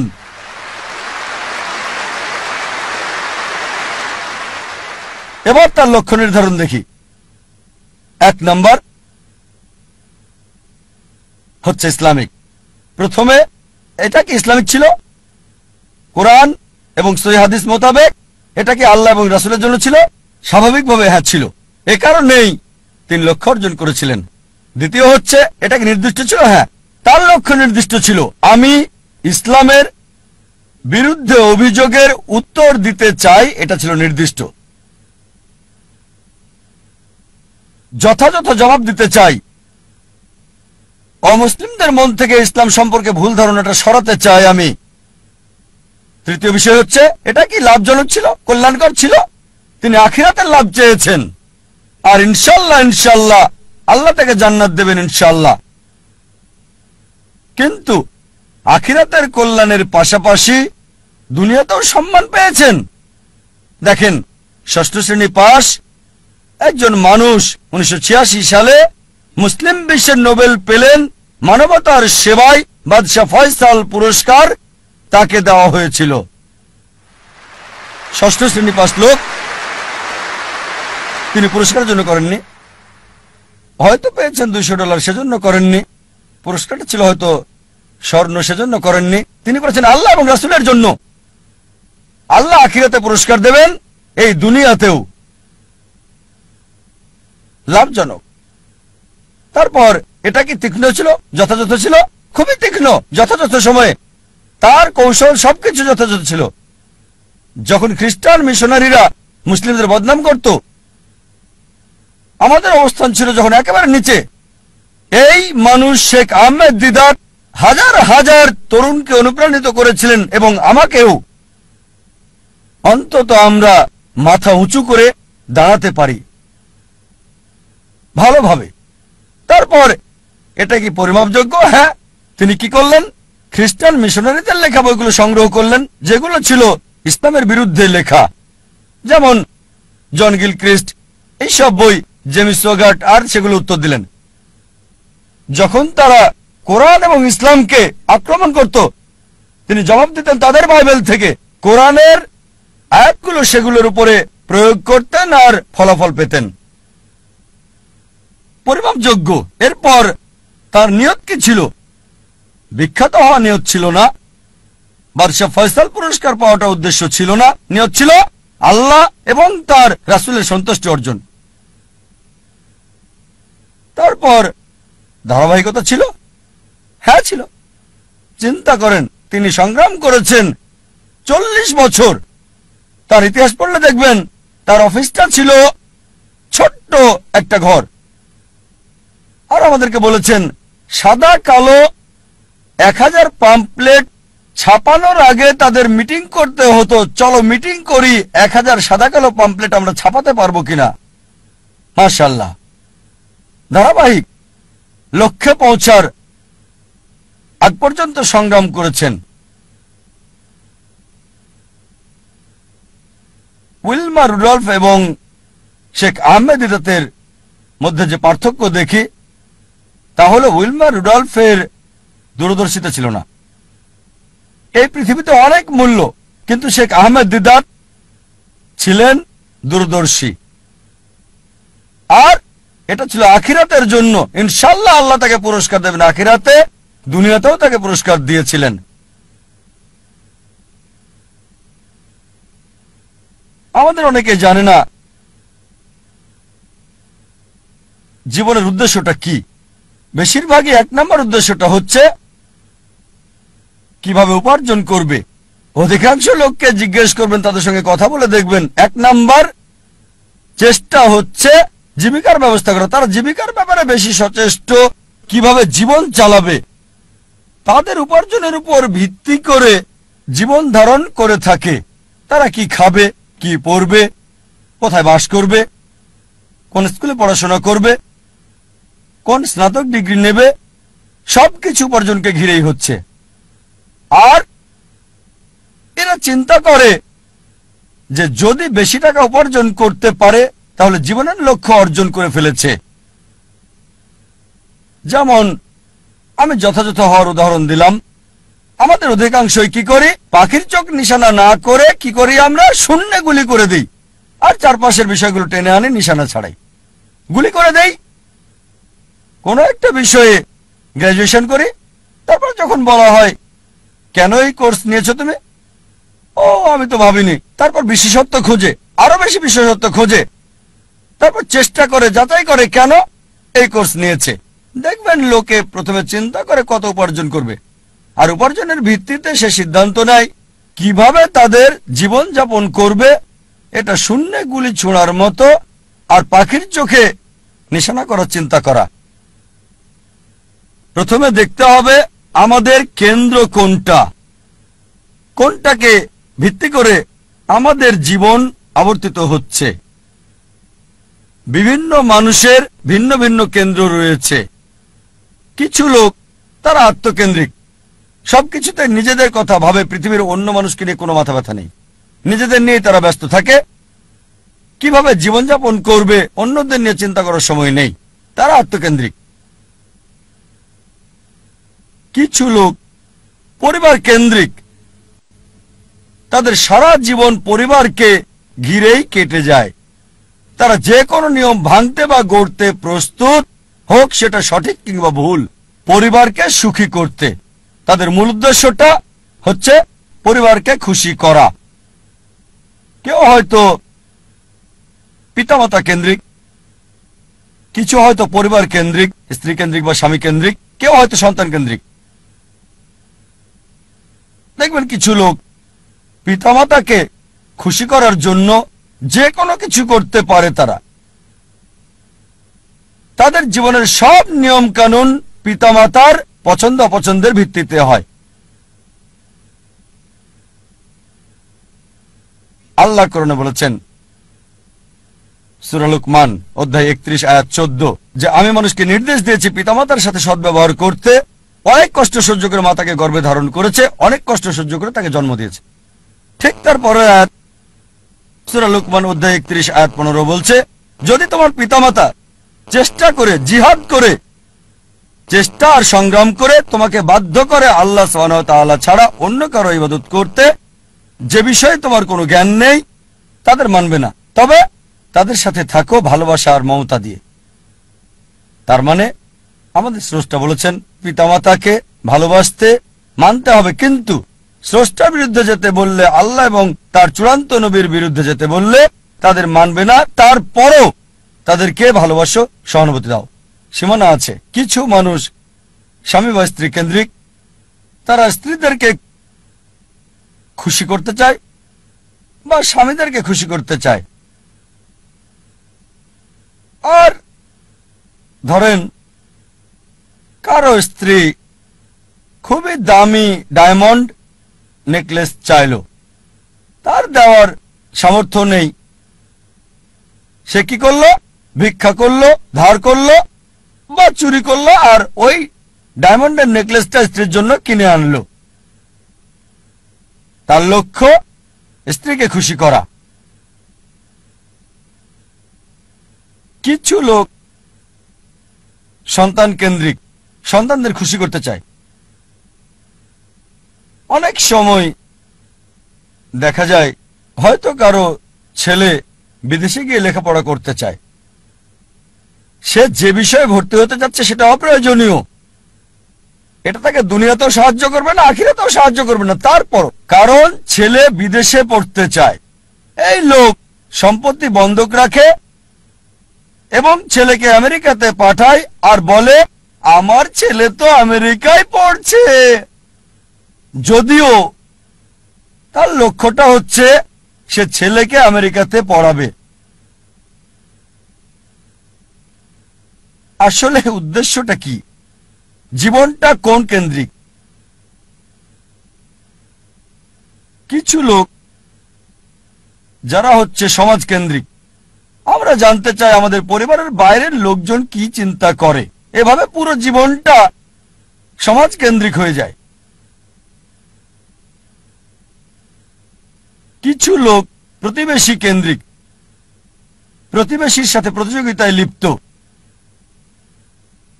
একটা গল্প মনে পড়ে গেল।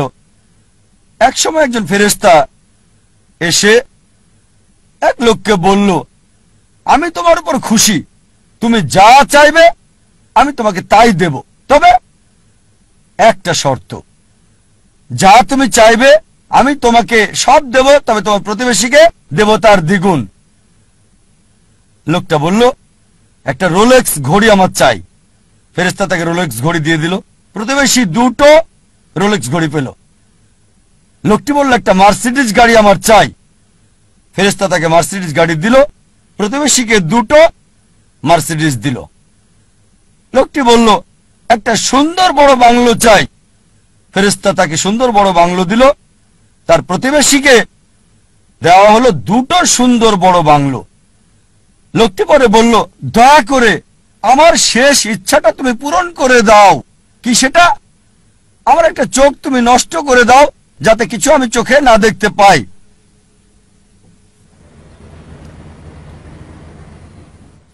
চিন্তা করেন, সে তার নিজের চেয়ে প্রতিবেশীকে নিয়ে বেশি ব্যস্ত।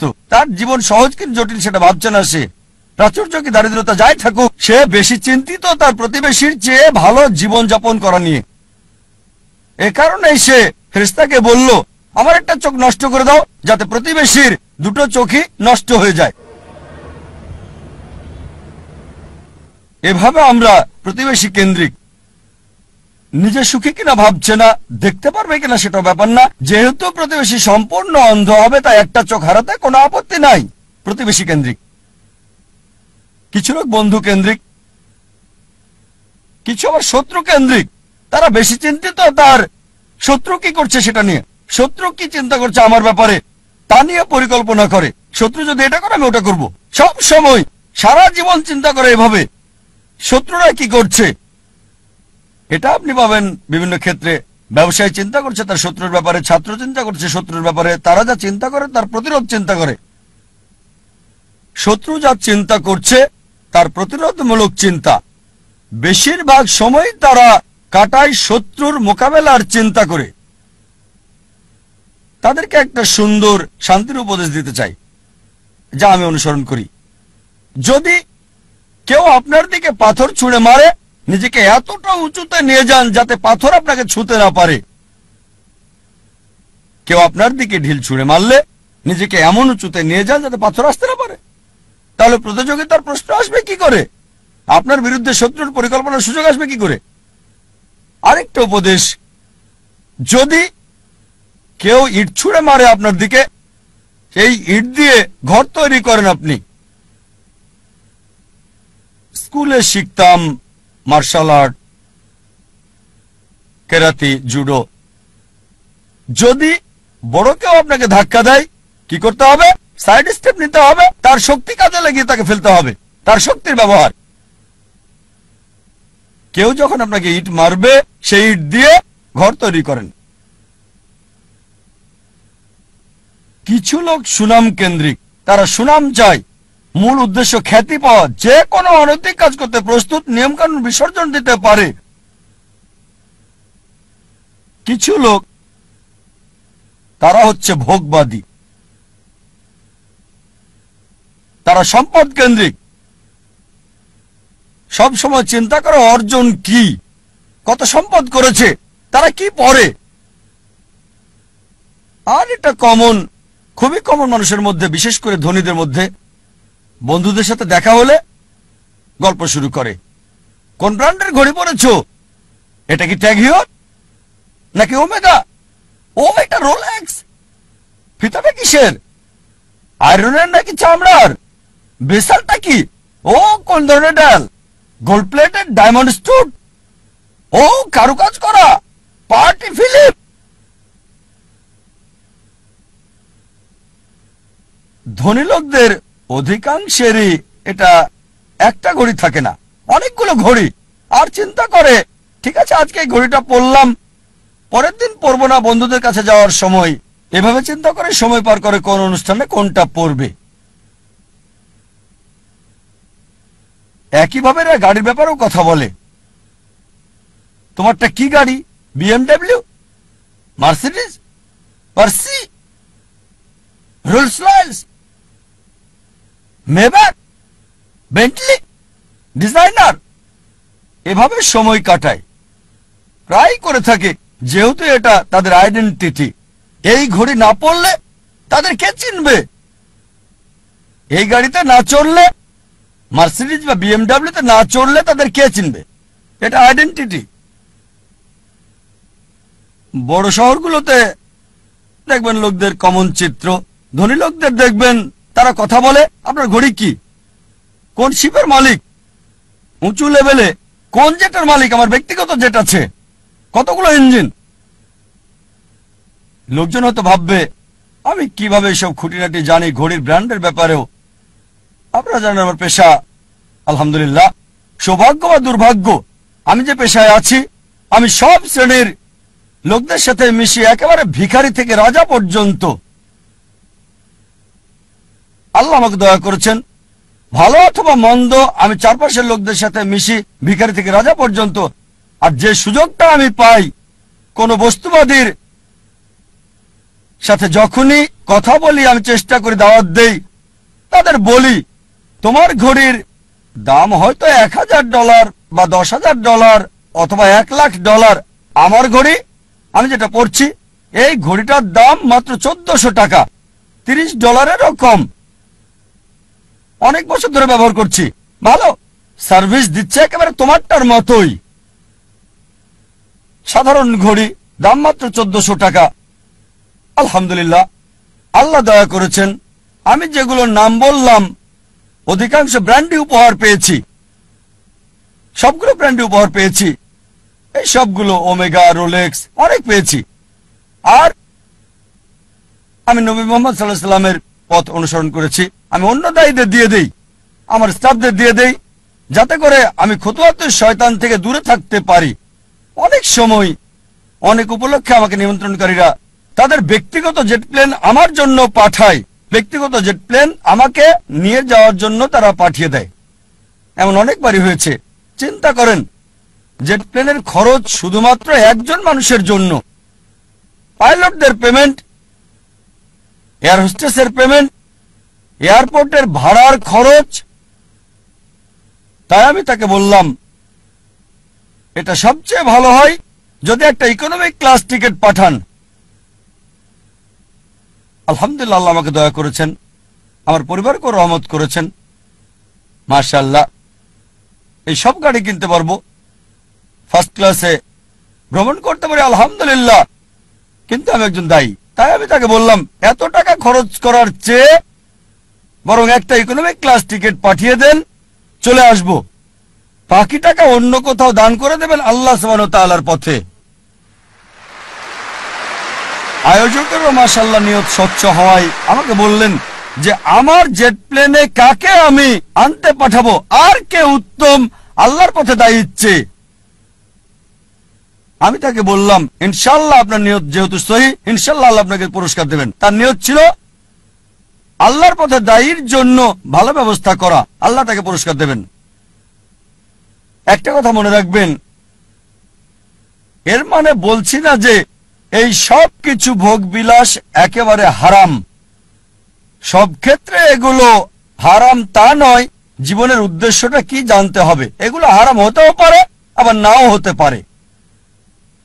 একটা উদাহরণ দিচ্ছি, মনে করেন আপনার অবস্থান ক্যাটাগরি এ তে, যাদের এসব করার সামর্থ্য নেই, এই দামি ঘড়ি, এই দামি গাড়ি, দামি বাংলো, কিন্তু যদি সে ভিক্ষা করে, যদি ধার করে, চুরি করে বলো না দামি ঘড়ি কেনে, দামি গাড়িতে চড়ে, এটাকে ইসরাফ বলা হয়, এটা হারাম। দ্বিতীয় শ্রেণীর লোক আছে যাদেরকে আল্লাহ সামর্থ্য দিয়েছেন। আল্লাহ কোরআনে বলেছেন সূরা আনাম অধ্যায় 6 আয়াত 71, কিছু লোককে আমি অনেক বেশি প্রাচুর্য দিয়েছি অন্যদের চেয়ে। আল্লাহ বলেন সূরা আনাম অধ্যায় 6 আয়াত 165, আল্লাহ কিছু মানুষকে অন্যের উপর মর্যাদা দিয়েছেন যাতে তিনি তোমাদের পরীক্ষা করতে পারেন। তাই আল্লাহ যদি আপনাকে সামর্থ্য দেন আর আপনি এগুলো কিনেন, দামি গাড়ি, দামি ঘড়ি, দামি বাংলো, আর শুধু এগুলো নিয়েই আপনি থাকেন, এগুলো ছাড়া কিছুই করতে পারেন না, এটাই আপনার কেন্দ্র, এটাই আপনার জীবনের উদ্দেশ্য, তাহলে এটা হারাম। তৃতীয় ক্যাটাগরির লোক আছে যাদেরকে আল্লাহ সামর্থ্য দিয়েছেন, তারা সেগুলো কিনে, তবে সেগুলো নিয়েই পড়ে থাকে না। এটা কিনেছে। নবী সুলাইমান আলাইহিস সালামের উদাহরণ দেখে তিনি ধনী ছিলেন, মালিকও হয়েছিলেন, তবে এগুলোর উপর নির্ভরশীল না। তাই যদি এগুলো কিনেন আর যদি আল্লাহ সুবহানাহু ওয়া তাআলাকে মেনে চলেন, বস্তুবাদী বিলাসের উপর নির্ভরশীল না হন, তাহলে এটা মুবাহ, ঐচ্ছিক, এটা হারাম না। তবে সবচেয়ে উত্তম চতুর্থ ক্যাটাগরি যাদের আল্লাহ সামর্থ্য দিয়েছেন আর তারপর সেগুলো ব্যবহার করে না, এগুলো কিনে না। প্রিয় নবীজি মুহাম্মদ সাল্লাল্লাহু আলাইহি ওয়াসাল্লামের মতো। আমাদের প্রিয় নবী মুহাম্মদ সাল্লাল্লাহু আলাইহি ওয়াসাল্লামের ক্ষমতা ছিল, সুনাম ছিল, আধিপত্য ছিল। সে সময় তিনি রাজা হতে পারতেন, সারা পৃথিবীর সব ধন সম্পদের মালিক হতে পারতেন, অথচ যখনই কোনো পুরস্কার পেতেন, অনেক সময়, প্রায় সময় তিনি তার সাহাবীগণকে সেগুলো দিয়ে দিতেন। এজন্য না যে গ্রহণ করা হারাম হবে, কেউ যদি ভালো উপহার দেয় সেটা রাখতে পারেন, সেটা হারাম না, কিন্তু নবীজি অন্যদের দিয়ে দিতেন। চতুর্থ ক্যাটাগরি আল্লাহ সামর্থ্য দিয়েছেন আর সেগুলো ব্যয় করে আল্লাহ সুবহানাহু ওয়া তাআলার পথে।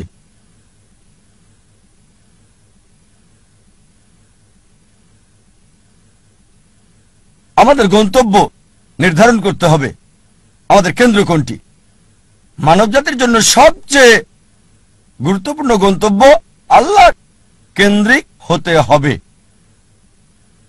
তার উদ্দেশ্য, তার লক্ষ্য হতে হবে আল্লাহ সুবহানাহু ওয়া তাআলা এবং সর্বশেষ চূড়ান্ত নবী মুহাম্মদ সাল্লাল্লাহু আলাইহি ওয়াসাল্লাম। আর বিশ্বাস করেন, আল্লাহ কেন্দ্রিক হলে আপনার নিজেকে অবহেলা করতে হবে না, পরিবারকে অবজ্ঞা করতে হবে না, আপনার সমাজকেও না। আল্লাহ কেন্দ্রিক হলে আল্লাহ বলেছেন নিজের যত্ন নাও, রাতে ঘুমাও। আল্লাহ বলেছেন পরিবারের দেখাশোনা করতে। পিতামাতার ব্যাপারে আল্লাহ বলেছেন সূরা ইসরা অধ্যায় 17 আয়াত 23 ও 24 যে আল্লাহ নির্দেশ দিচ্ছেন তাকে ছাড়া কারো ইবাদত করবে না, পিতামাতার সাথে সদ্ব্যবহার করবে, যদি তাদের একজন বা উভয়ই বার্ধক্যপনীত হয় বিরক্তি প্রকাশ করবে না, এমনকি উফ শব্দটা করবে না। বিনীতভাবে কথা বলো, দয়ার ডানা মেলে দাও, আর দোয়া করো হে আল্লাহ তাদের অনুগ্রহ করো যেভাবে তারা আমাকে শৈশবে লালন করেছেন। তার মানে যদি আল্লাহ কেন্দ্রিক হন, পিতামাতাকে ভালোবাসতে হবে, সম্মান করতে হবে, মান্য করতে হবে। যদি তারা আল্লাহ এবং রাসূলের বিরুদ্ধে যায় সেক্ষেত্রে মানবে না, তারপরও ভালোবাসা সহানুভূতি থাকতে হবে। সূরা লোকমান অধ্যায় 31 আয়াত 14 এবং 15। যদি আল্লাহ কেন্দ্রিক হন তার মানে এই না যে স্ত্রীর খোঁজ খবর নেবেন না। একটা হাদিস আছে প্রিয় নবীজি মুহাম্মদ সাল্লাল্লাহু আলাইহি সাল্লামের, আহমদ ইবনে হাম্বল, হাদিস নাম্বার 7396। আমাদের নবীজি মুহাম্মদ সাল্লাল্লাহু আলাইহি সাল্লাম বলেছেন, মুমিনদের মাঝে সেই সবচেয়ে উত্তম যে তার পরিবারের সাথে ভালো, বিশেষ করে স্ত্রীর সাথে। আল্লাহ কেন্দ্রিক হলে পরিবারকে অবহেলা করতে হবে না, সমাজকে অবহেলা করতে হবে না। আল্লাহ বলেন সূরা মাউন অধ্যায় 107 আয়াত 1 থেকে 7 যে প্রতিবেশীর হক আদায় করো, প্রতিবেশীকে সাহায্য করো। প্রিয় নবী মুহাম্মদ সাল্লাল্লাহু আলাইহি সাল্লাম বলেছেন, এই হাদিসটা আছে সহিহ বুখারীতে ভলিউম 1 বুক অফ ফেথ হাদিস নাম্বার 13, যে সে কখনোই পূর্ণ মুমিন নয় যদি তার ভাইয়ের জন্য তা পছন্দ না করে যা সে নিজের জন্য করে থাকে। তার মানে অন্যদেরও দেখাশোনা করতে হবে। তাই আল্লাহ কেন্দ্রিক হওয়া মানে এই না যে সবকিছুকে অবহেলা করে ভিখারির মতো জীবনযাপন করতে হবে। তবে কেন্দ্র হবে আল্লাহ। আল্লাহ যদি সম্পদ দেন সেই সম্পদকে আল্লাহর রাস্তায় ব্যয় করেন। আল্লাহ সুনাম দিলে আল্লাহর রাস্তায় সেটা ব্যয় করতে হবে। আল্লাহ আপনাকে গুণ দিলে, আল্লাহ আপনাকে অনুগ্রহ দিলে আল্লাহর রাস্তায় সেটাকে ব্যয় করেন। সবচেয়ে বড় উদাহরণ, রোল মডেল, যে মানুষটি সম্পূর্ণভাবে আল্লাহ কেন্দ্রিক ছিলেন, সর্বশেষ এবং চূড়ান্ত নবী মুহাম্মদ সাল্লাল্লাহু আলাইহি সাল্লাম। আমাদের প্রিয় নবী মুহাম্মদ সাল্লাল্লাহু আলাইহি সাল্লাম সবচেয়ে বড় উদাহরণ।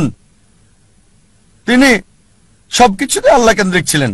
আর তিনি শুধু মুসলিম জাতির জন্যই আসেননি, সমগ্র মানব জাতির জন্য রহমত স্বরূপ। আল্লাহ কোরআনে বলেন সূরা আম্বিয়া অধ্যায় 21 আয়াত 107, ওয়ামা আরসালনাকা ইল্লা রাহমাতাল লিল আলামিন, আমি তো তোমাকে অবশ্যই সমগ্র মানব জাতির রহমত হিসেবে প্রেরণ করেছি, সমগ্র সৃষ্টির রহমত হিসেবে, সমগ্র পৃথিবীর জন্য রহমত।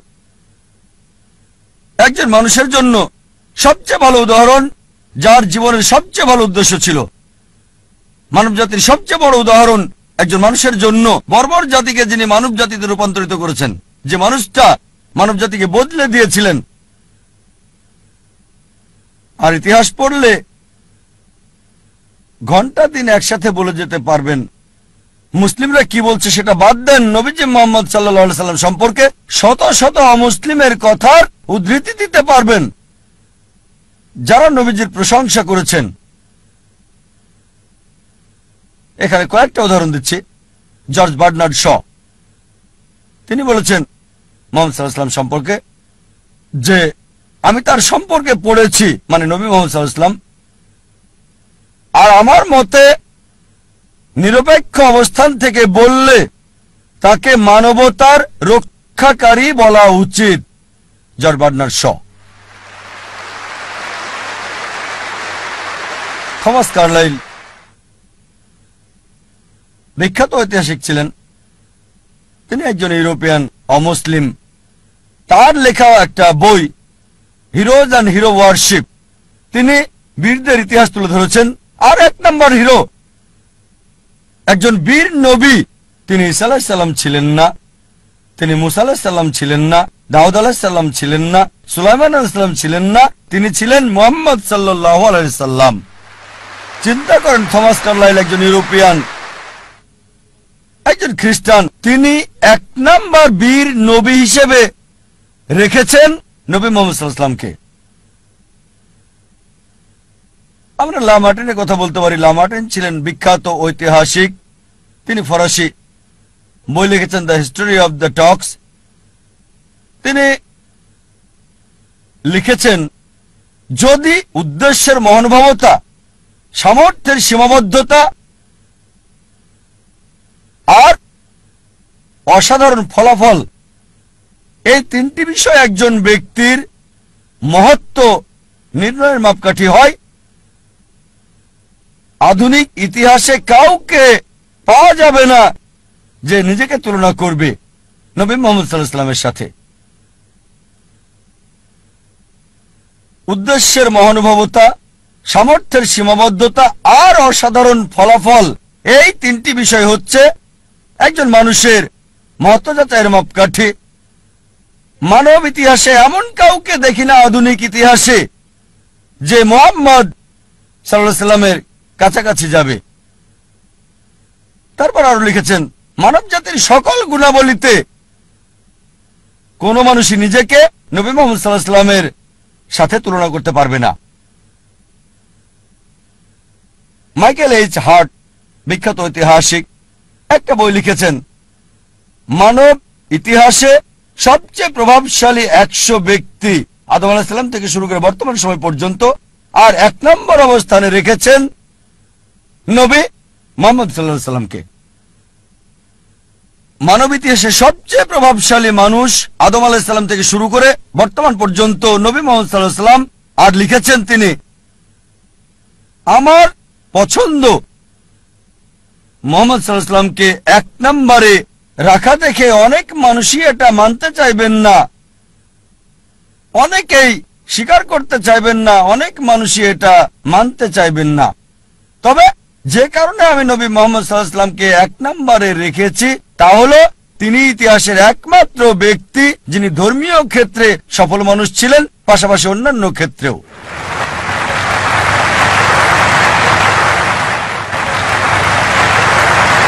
যদি এনসাইক্লোপিডিয়া ব্রিটানিকা পড়েন 11তম সংস্করণ, নবী মুহাম্মদ সাল্লাল্লাহু আলাইহি সাল্লাম সম্পর্কে এতে বলা হয়েছে, মুহাম্মদ সাল্লাল্লাহু আলাইহি সাল্লাম ছিলেন পৃথিবীর সবচেয়ে সফল ধর্মীয় ব্যক্তিত্ব। চিন্তা করেন, এনসাইক্লোপিডিয়া ব্রিটানিকা।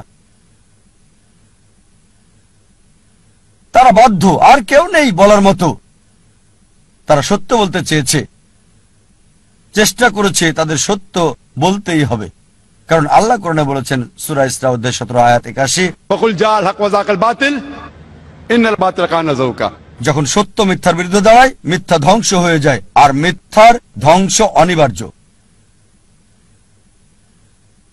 আল্লাহ কোরআনে বলেন সূরা কালাম অধ্যায় 68 আয়াত 4, নিশ্চয়ই নবী মুহাম্মদ সাল্লাল্লাহু আলাইহি সাল্লাম উত্তম চরিত্রের উপর অধিষ্ঠিত। আল্লাহ বলেন সূরা আহজাব অধ্যায় 33 আয়াত 21, অবশ্যই নবী মুহাম্মদ সাল্লাল্লাহু আলাইহি সাল্লামের জীবনের মধ্যে তোমাদের জন্য রয়েছে উত্তম আদর্শ। নবী মুহাম্মদ সাল্লাল্লাহু আলাইহি সাল্লাম জীবনের সকল ক্ষেত্রেই সফল ছিলেন, কেবল ধর্মীয় ক্ষেত্রে নয়, রাজনৈতিক ক্ষেত্রেও সফল, নিরপেক্ষতার ক্ষেত্রে, সুষ্ঠু জীবনযাপনের ক্ষেত্রে তিনি এতই সফল ছিলেন যে তার প্রত্যেকটা কাজই আমাদের জন্য অনুসরণীয়। তিনি কি পড়তেন, যদি অনুসরণ করেন ইনশাআল্লাহ সওয়াব পাবেন। আদেশ করেছেন আর নিজেও টাকনুর উপরে কাপড় পরতেন, যদি টাকনুর উপরে কাপড় পরেন ইনশাআল্লাহ পুরস্কার পাবেন। ওই ব্যক্তির মতো বিজ্ঞানী হতে চাইলে আইজাক নিউটনের লম্বা চুল সাহায্য করবে না, তার জুতা সাহায্য করবে না, কাপড় সাহায্য করবে না, কিন্তু যদি নবীজির মতো হতে চান, তিনি যা করেছেন সেগুলোর মতো তাকে কপি করেন, আপনার কল্যাণ হবে এই পৃথিবীতে, পাশাপাশি আখিরাতেও। তিনি বলেছেন দাড়ি রাখতে, যদি দাড়ি রাখেন ইনশাআল্লাহ কল্যাণ হবে আপনার। নবীজি যা করেছেন, জীবনের সকল ক্ষেত্রে সফল ছিলেন, তিনি সবচেয়ে উত্তম রোল মডেল সব মানুষের জন্য। ইসলামের ইতিহাসে আরো কয়েকজন রোল মডেল, তারা হলেন আল আশারে মুবাশশিরা, সেই 10 জন যারা জান্নাতের সুসংবাদ পেয়েছেন। এটা আছে সুনান তিরমিজি ভলিউম নাম্বার 4 হাদিস নাম্বার 1171। নবীজি 10 জনের নাম উল্লেখ করে গেছেন, আবু বকর সিদ্দিক, ওমর বিন আল খাত্তাব, উসমান বিন আফফান, আলী ইবনে আবি তালিব, তালহা বিন উবাইদুল্লাহ, জুবাইর বিন আওয়াম, আব্দুর রহমান বিন আউফ, সাদ বিন আবি ওয়াক্কাস, সাদ বিন জায়েদ, আবু উবাদা ইবনে আল জারাহ। এই 10 জন লোককে বেহেশতের সুসংবাদ দিয়েছেন নবী মুহাম্মদ সাল্লাল্লাহু আলাইহি সাল্লাম। ইতিহাসে আরো অনেক রোল মডেল রয়েছেন, এখানে বিস্তারিত বলার সময় নেই। অনেক মহিলা রয়েছেন যারা রোল মডেল। সবচেয়ে বড় উদাহরণ মা মরিয়ম, যিশু আলাইহিস সালামের মা, আল্লাহ কোরআনে বলেন সূরা আল ইমরান অধ্যায় 3 আয়াত 42, وإذ قالت الملائكة يا مريم আর ফেরেশতা এসে বলল, হে মরিয়ম, إن الله اصطفاكي وطهركي واصطفاكي على نساء العالمين। আল্লাহ তোমাকে বাছাই করেছেন আর পবিত্র করেছেন আর তোমাকে মনোনীত করেছেন সব নারীদের মধ্যে। মরিয়ম আলাইহিস সালাম তাকে মনোনীত করা হয়েছে পৃথিবীর সব নারীদের মধ্যে। এছাড়াও আসিয়ার কথা বলা যায়, আল্লাহ তাকে শান্তিতে রাখুন, ফিরাউনের স্ত্রী ছিলেন। আল্লাহ বলেন সূরা তাহরিম অধ্যায় 66 আয়াত 11, তিনি আল্লাহ সুবহানাহু ওয়া তাআলার কাছে দোয়া করেছিলেন, হে আমার প্রতিপালক, আমার জন্য একটি গৃহ নির্মাণ করো জান্নাতে তোমার কাছে, আর আমাকে উদ্ধার করো ফিরাউন এবং তার সকল প্রকার দুষ্কর্ম থেকে। তার মানে তিনি দোয়া করেছিলেন জান্নাতে একটু স্থান চান আল্লাহ সুবহানাহু ওয়া তাআলার কাছে তার সমস্ত ধন সম্পদের বিনিময়ে। সেই সময়ে সবচেয়ে ধনী লোকের স্ত্রী ছিলেন তিনি, সে সময়ে সবচেয়ে ক্ষমতাধর মানুষ ছিল ফিরাউন। খাদিজা রাদিয়াল্লাহু আনহার কথা বলা যায়, নবীজি সাল্লাল্লাহু আলাইহি সাল্লামের প্রথম স্ত্রী তিনি। ফাতিমা রাদিয়াল্লাহু আনহার কথা বলা যায়, নবীজি সাল্লাল্লাহু আলাইহি সাল্লামের কন্যা। এরা ছিলেন মহিলাদের জন্য রোল মডেল। আমরা সেরা দম্পতির উদাহরণ দিতে পারি, উত্তম স্বামী এবং স্ত্রী নবী মুহাম্মদ সাল্লাল্লাহু আলাইহি সাল্লাম এবং বিবি খাদিজা রাদিয়াল্লাহু আনহা। সবচেয়ে খারাপ দম্পতির উদাহরণ আছে, খারাপ স্বামী এবং খারাপ স্ত্রী, আবু লাহাব এবং তার স্ত্রী। আল্লাহ বলেন সূরা আল-লাহাব অধ্যায় 111 আয়াত 3, তারা দুজনেই আগুনে জ্বলবে। ভালো স্বামী এবং খারাপ স্ত্রীর উদাহরণও রয়েছে। আল্লাহ বলেন সূরা তাহরিম অধ্যায় 66 আয়াত 10, লূত আলাইহিস সালাম এবং নূহ আলাইহিস সালামের স্ত্রীদের মধ্যে এর উদাহরণ রয়েছে। তারা ছিলেন সৎকর্মশীল এবং আল্লাহ সুবহানাহু ওয়া তাআলার অনুগত, কিন্তু তাদের স্ত্রীরা তাদেরকে মানত না। আল্লাহ এই সমস্ত স্ত্রীকে দোজখে দেবেন। ভালো স্ত্রী এবং খারাপ স্বামীর উদাহরণ রয়েছে। আমি আগে বলেছি আসিয়া, আল্লাহ তাকে শান্তিতে রাখুন, ফিরাউনের স্ত্রী। ফিরাউন ছিল খারাপ স্বামী, আসিয়া সবচেয়ে ভালো স্ত্রী। তিনি দোয়া করেছিলেন সূরা তাহরিম অধ্যায় 66 আয়াত 11, আমি জান্নাতে একটু জায়গা চাই আল্লাহ সুবহানাহু ওয়া তাআলার কাছে দুনিয়ার সম্পদের বিনিময়ে, ফিরাউনের সব সম্পদের বিনিময়ে। এমন অনেক উদাহরণ আছে। নবীজি মুহাম্মদ সাল্লাল্লাহু আলাইহি ওয়াসাল্লাম বলেছেন, আল্লাহ শক্তিমান বিশ্বাসীকে বেশি ভালোবাসেন। বর্তমান সময়ে অনেক উদাহরণ আছে। এমন একটা নাম শেখ বিন বাজ, আল্লাহ তাকে রহম করুন, রহিমুল্লাহ। সামর্থ্য কম ছিল, অন্ধ ছিলেন, তারপরও অনেক জ্ঞানী ছিলেন তিনি। যদিও অন্ধ ছিলেন তবুও তার সময় অন্যতম সেরা পণ্ডিতদের একজন। শেখ আহমেদ দিদাত উদাহরণ আছে, ষষ্ঠ শ্রেণী পাস, খ্রিস্টান বিশেষজ্ঞদের চ্যালেঞ্জ করেছেন। আরেকটা উদাহরণ দিতে পারি, যদিও বড় না তবে আলাদা। আমি নিজে আমার নিজের কথা, যদিও নিজেকে বড় মনে করি না তবে আলাদা। এ কারণে যারা আমার শৈশব দেখেছে তারা আমাকে জানে আমি তোতলা ছিলাম। যখন কেউ বলতো তোমার নাম কি, আমি বলতাম যা যা যা যা জাকি, এরকমই ছিলাম। শৈশব থেকে আমি তোতলা। শেখ আহমেদ দিদাতের দ্বারা অনুপ্রাণিত হয়ে মেডিকেল কলেজে পড়ার সময় পৃথিবীর সেরা ডাক্তার হওয়ার স্বপ্নটাই দেখতাম। কখনো চিন্তাও করিনি যে 25 জন লোকের সামনে কথা বলবো। এই অবস্থা ছিল ডক্টর জাকির নায়েকের। স্বপ্ন দেখতাম পৃথিবীর সেরা ডাক্তার, বড় সার্জন হওয়ার। কখনো স্বপ্নেই ভাবেনি। স্বপ্নের ক্ষেত্রে যে কোনো স্বপ্ন আপনারা দেখতে পারেন, তবে 25 জনের সামনে কথা বলার মতো স্বপ্ন আমি কখনো দেখিনি। আলহামদুলিল্লাহ, আল্লাহ সুবহানাহু ওয়া তাআলার সাহায্যে শেখ আহমেদ দিদাতের দ্বারা অনুপ্রাণিত হয়ে এখন আল্লাহর ভৃত্য অনুগত, মাশাআল্লাহ। কথা বলি শত শত হাজার হাজার লাখ লাখ লোকের সামনে, মাশাআল্লাহ। এখানে দেখতে পাচ্ছেন 1 লাখেরও বেশি। শেখ আহমেদ দিদাতের দ্বারা অনুপ্রাণিত হয়ে ইসলামিক রিসার্চ ফাউন্ডেশন প্রতিষ্ঠা করলাম। বক্তা হওয়ার জন্য না, বক্তা তৈরি করার জায়গা করেছি। রাজা হতে পারবো না, রাজা তৈরি করবেন। আমি বক্তা হতে পারবো না, তাই বক্তা তৈরির জন্য অর্গানাইজেশন করেছি। আল্লাহর পরিকল্পনা ছিল, প্রথম বক্তা কথা বলতে পারছিলেন না, আমি বাধ্য হয়ে মঞ্চে গেলাম। আর বুঝতে পারলাম দাওয়ার কাজ করছি, অমুসলিমদের সাথে মুখে জড়তা নেই। যখন মুসলিমদের সাথে কথা বলছি তখন আছে, অমুসলিমদের সাথে কথা বললে তোতলাই না আমি। যখন স্টেজে যাই, সাধারণত স্টেজে গেলে মানুষ তোতলায়, আলহামদুলিল্লাহ আল্লাহ সুবহানাহু ওয়া তাআলার রহমতে আমি স্টেজে গিয়ে তোতলাইনি। তিনি দয়া করেছেন, আমাকে শরীরের ডাক্তার না করে আত্মার ডাক্তার করেছেন। আর শেখ আহমেদ দিদাত, আমি তাকে বললাম, আঙ্কেল 1987 সালে প্রথম দেখা করি, আমি তার ড্রাইভার ছিলাম, চালক, যেখানে যেতেন আমি নিয়ে যেতাম যাতে সময়টা বেশি পাই। বললাম, আঙ্কেল আপনি কেন এত এগ্রেসিভ? তিনি বললেন, বাবা আমি এগ্রেসিভ না, আমি মিলিট্যান্ট। মিলিট্যান্ট শয়তানের সাথে দুইভাবে যুদ্ধ করা যায়, পানি দিয়ে অথবা আগুন দিয়ে। আমি আগুন বেছে নিয়েছি। এটা ছিল তার উত্তর। আমি যখন দেওয়া শুরু করলাম, তার ম্যাটেরিয়াল ব্যবহার করতাম, তবে নরম হয়ে থাকতাম, খুব নরম, খুব দয়ালু, কোনো ফলাফল নাই। মেডিকেল কলেজে দাওয়া দিতাম, তারপর মিলিট্যান্ট হলাম, শেখ দিদাতের চেয়ে বেশি মিলিট্যান্ট। হায় আল্লাহ, কি পেলাম!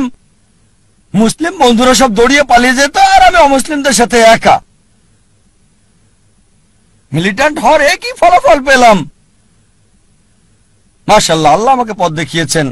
স্টেজে এসে আমি নরম হয়ে যাই, এত নরম হই যে প্রশ্নকারীরা গালমন্দ করলে আমি হাসতাম। শেখ আহমেদ দিদাত আমাকে দিলেন টাইটেল, প্রথমে দিলেন দিদাত প্লাস, তারপর আবার যখন দেখা হলো, বাবা তারা তোমাকে গালমন্দ করছে, অভিশাপ দিচ্ছে, তুমি হাসছো, আবার টাইটেল দিলেন। আমার যা করতে লেগেছে 40 বছর, তুমি তা করে ফেলেছো 4 বছরে। আর আলহামদুলিল্লাহ, যদি আমার ব্যাপারে দেখেন, আমার পছন্দটা, আমি এমন লোক যে সব সময় চেয়েছি সেরাটা, কখনোই 2 নম্বরটা চাইনি, সেরাটা। শৈশব থেকে সেরাটা বাছাই করেছি।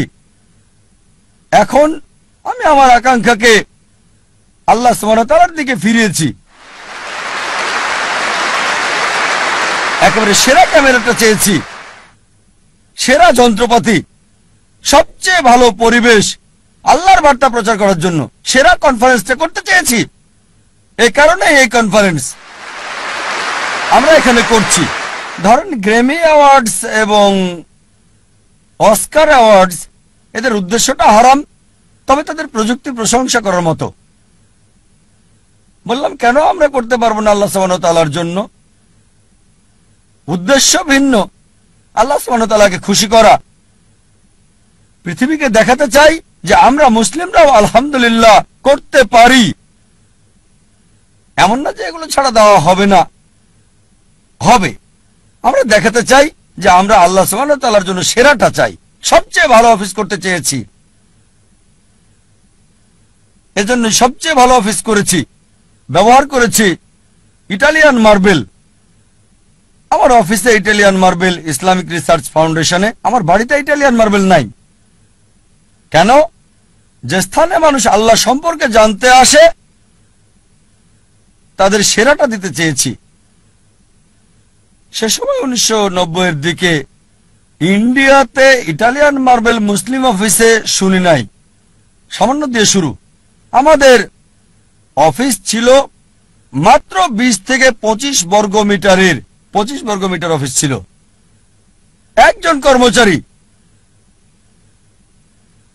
এখন মাশাআল্লাহ আল্লাহর দয়ায় এখন 400-রও বেশি এমপ্লয়ি, মাশাআল্লাহ, সবচেয়ে বড় দাওয়া প্রতিষ্ঠান, মাশাআল্লাহ, আল্লাহ সাহায্য করেছে। স্কুলে আমি ভালো বিতার্কিক ছিলাম, খুবই ভালো। উদ্দেশ্য কি ছিল? বিতর্কে জয়ী হওয়া। উদ্দেশ্য পরিবর্তন করেছি, দিন প্রচারের চেষ্টা করছি, সত্য দিন, ফলাফল পাচ্ছি। প্রথমে আমি ঘুমাতাম 5 ঘন্টা 6 ঘন্টা মেডিকেলের সময়, এখন ঘুমাই মাত্র 3 ঘন্টা আল্লাহর জন্য। আর আমার সবসময় চেষ্টা ছিল পৃথিবীতে ভিন্ন কিছু বা সেরা কিছু করা, দুটো যে কোনো একটা।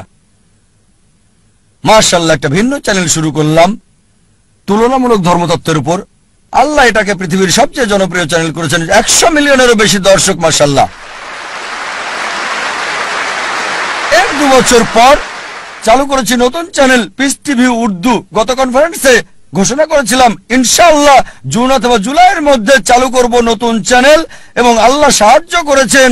19 জুন চালু করেছি নতুন চ্যানেল পিস টিভি উর্দু। ইনশাআল্লাহ এই কনফারেন্সের শেষ দিনে ইনশাআল্লাহ যদি আল্লাহ চান, ঘোষণা দিতে চাই চালু করতে যাচ্ছি তৃতীয় চ্যানেল পিস টিভি বাংলা।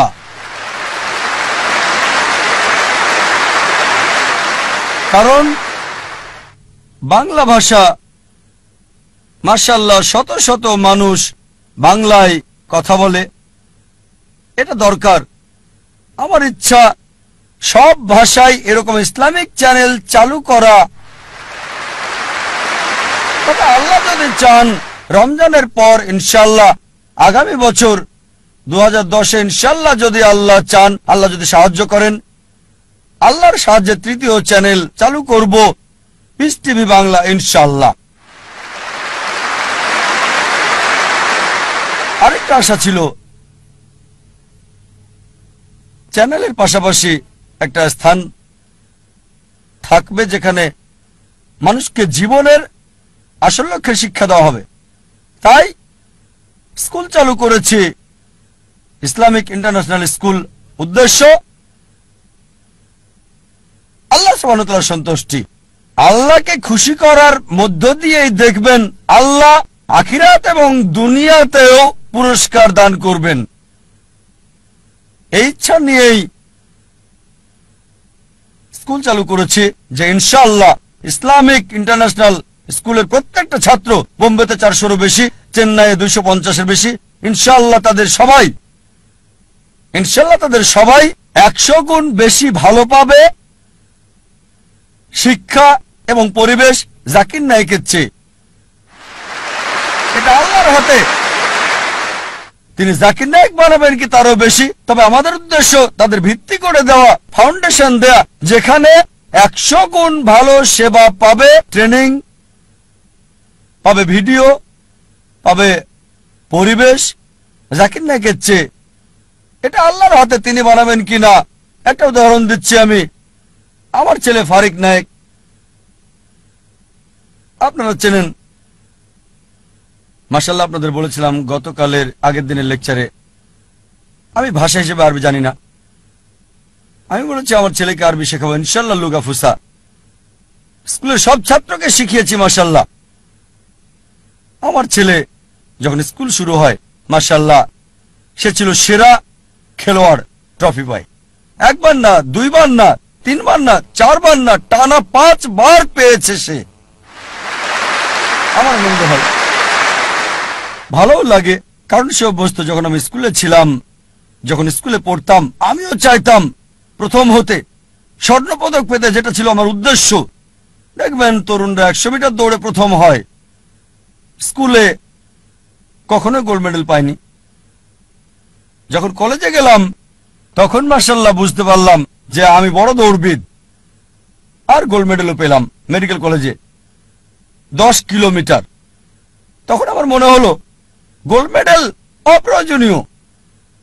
ভালো, দেখতে ভালো, গোল্ড মেডেল আসলে কি? 10 কিলোমিটার লোকজন দেখে, আসলে বড় কিছু না। তারপর শেখ আহমেদ দিদাতকে দেখলাম, এই মানুষটি আমার লক্ষ্যকেন্দ্র পরিবর্তন করেছে। আর এভাবে মাশাআল্লাহ তিনি আমাকে বললেন, বাবা আমি খ্রিস্টান ধর্ম এবং ইসলামের উপর গবেষণা পড়াশোনা করেছি, তুমি অন্যগুলো পড়ে দেখো। খ্রিস্টান ধর্মের সবকিছু প্লেটে সাজানো খাবার মতো, শেখ দিদাত এগুলোকে পাত্রে সাজানো খাবার মতো করে রেখেছে, কেকের মতো। আহমেদ দিদাতের বই পড়লে পোপদের সাথে বিতর্ক করতে পারবেন। তারপর আমি হিন্দু ধর্ম, শিখ ধর্ম, জৈন ধর্ম, বিজ্ঞান, অন্যান্য বিষয়ে পড়লাম। মাশাআল্লাহ শেখ দিদাতের লেকচার দর্শক দেখে অভিভূত আমি। সবচেয়ে বেশি দর্শক হয়েছিল বার্মিংহামে, 12,000 মানুষ ছিল। মাশাআল্লাহ, আল্লাহ সুবহানাহু ওয়া তাআলা মাশাআল্লাহ তিনি রাস্তা খুলে দিয়েছেন। আল্লাহর সাহায্যে মাশাআল্লাহ আমার ছেলে কোরআনে হাফেজ হয়েছে 13 বছর বয়সে। একটা ব্যতিক্রম, 1 বছরে সপ্তাহে 5 দিন, অসাধারণ। লোকজন বলে জাকির ক্রেজি, প্রতিদিন 1 ঘন্টা, সপ্তাহে 5 দিন, বছরে 9 মাস, অসম্ভব। আমাদের স্কুলের অধিকাংশ ছাত্র ছাত্রী 2.5 বছর থেকে 4 বছরে হেফজ শেষ করে, তাদের মধ্যে একজন আমার ছেলে। তারপর সে ব্ল্যাক বেল্ট পেল তাইকোন্ডোতে। তবে যে বিষয়টা আমাকে বেশি আনন্দ দিয়েছে সেটা হচ্ছে তার পাবলিক লেকচার। 8 বছর বয়সে ছোট লেকচার, 10 মিনিট 15 মিনিট, 50,000 1 লাখ দর্শকের সামনে আমার লেকচারের আগে। আর আমি প্রথম লেকচার দেই, পাবলিক লেকচার, 27-28 বছর বয়সে। লোকজন বলতো, ও এত কম বয়সে 28 বছর। আমিও ভাবতাম 28 বছর। শেখ দিদাত 60-70-এ, আমি 28 বছরে। আমি খুব খুশি। আর আমার ছেলে প্রথম দীর্ঘ পাবলিক লেকচার, যেটা 1 ঘন্টা 15 মিনিটেরও বেশি, 119টা উদ্ধৃতি, 56টা কোরআন থেকে, 52টা বাইবেল থেকে, আর 11টা হাদিস আরবি সহ, মাত্র 14 বছর বয়সে, আমার অর্ধেক। আমি খুবই আনন্দিত। মাশাআল্লাহ, 1 ঘন্টা 15 মিনিট, 119টা উদ্ধৃতি, কোনো নোট ছাড়া। এই বছর মাশাআল্লাহ আবার লেকচার দিয়েছে। এই গত সপ্তাহের রোববারে লেকচারটা দিয়েছে, এই রোববারে আবারও দিয়েছে। Misconception about Islam, concept of god. ইনশাআল্লাহ ইনশাআল্লাহ আল্লাহ সুবহানাহু ওয়া তাআলার কাছে দোয়া করি যেন তার প্রচেষ্টাকে কবুল করেন। সব সময় বলি, আমার ছেলেকে বলি, আল্লাহ তোমাকে সামর্থ্য দিয়েছেন, তবুও তোমার চাহিদাকে ছোট করে রাখো, চাহিদা কম করে রাখো। কেন? তোমার এই প্রাচুর্য নাও থাকতে পারে। তোমার উদ্দেশ্য হচ্ছে দাওয়া। আর আল্লাহ তাআলা কোরআনে বলেছেন, সূরা ফুসিলাত 41 আয়াত 33, ومن أحسن قولا ممن دعا إلى الله وعمل صالحا وقال إنني من المسلمين। তার কথার চেয়ে কার কথা উত্তম, যে মানুষকে আল্লাহর দিকে আহ্বান করে আর বলে আমি মুসলিমদেরই একজন। কেন বলে, আমার মনে আছে বিয়ের সময় স্ত্রীকে বললাম যে আমি একজন ডাক্তার, মাসে তোমাকে 4,000 টাকা হয়তো দিতে পারবো। 4,000 টাকা $100 কম। আমি 4,000 টাকা প্রতি মাসে দিতে পারবো। যদি বিয়ে করতে চাও তাহলে আমাকে বিয়ে করতে পারো। মাশাআল্লাহ, সে কলেজের টিচার ছিল, যা বলেছিলাম তার চেয়ে বেশি আয় করত। সেও দায়ী ছিল। মাশাআল্লাহ, তাই ছেলেকে বলি চাহিদা কম করে রাখতে। যেমন যদি ফ্লোরে ঘুমিয়ে অভ্যস্ত থাকে, সমস্যা মোকাবেলায় যদি আত্মত্যাগ করতে হয়, তাহলেও দাওয়া চালিয়ে যাওয়া সহজ হবে। বিলাসিতায় অভ্যস্ত থাকলে আর প্রাচুর্য শেষ হয়ে গেলে তোমার দাওয়ার কাজ চালিয়ে যেতে পারবে। মাশাআল্লাহ, আমি দেখেছি আমার ছেলে 7 স্টার হোটেলে ফ্লোরে শুয়ে ঘুমিয়েছে। অল্প বয়সে শিক্ষা দিতে হয়, সংগ্রামের মোকাবেলা করতে শিখবে। সোনার চামচ মুখে দেবে না, যা আল্লাহ সুবহানাহু ওয়া তাআলার উদ্দেশ্যের দিকে তাকে বাধা দেবে। আমি লেকচার শেষ করতে চাই। জীবনের উদ্দেশ্য অর্জনের বিষয়গুলোকে সাজিয়ে আপনার জীবনের বিভিন্ন স্তরে কোন দিকে আছেন সেটা দেখতে হবে। 6টা পয়েন্ট দেওয়ার আগে আরেকটা কথা বলি। যখন লোকজন আমাদের স্কুলে বাচ্চা ভর্তি করে, আমি তাদের জিজ্ঞেস করি উত্তম সময় কোনটা, ভালো সময় কোনটা আপনার সন্তানের ভবিষ্যৎ নিয়ে চিন্তা ভাবনার। কোনটা ভালো সময় আপনার সন্তানের ভবিষ্যৎ কি হবে, সে কি করবে। অনেকে বলেন যখন সে কলেজে যায়, কেউ বলেন না যখন স্কুলে ভর্তি হয়, কেউ বলে না যখন কিন্ডারগার্টেনে ভর্তি হয়। কেউই এর আগের সময়টার কথা বলে না। ইসলামিক ব্যবস্থায় সবচেয়ে উত্তম হচ্ছে সন্তানের ভবিষ্যৎ নিয়ে ভাবতে হবে যখন জীবন সঙ্গী বাছাই করবেন। যখন জীবন সঙ্গী বাছাই করবেন সেই সময় ভাবতে হবে সন্তানকে কি বানাতে চান।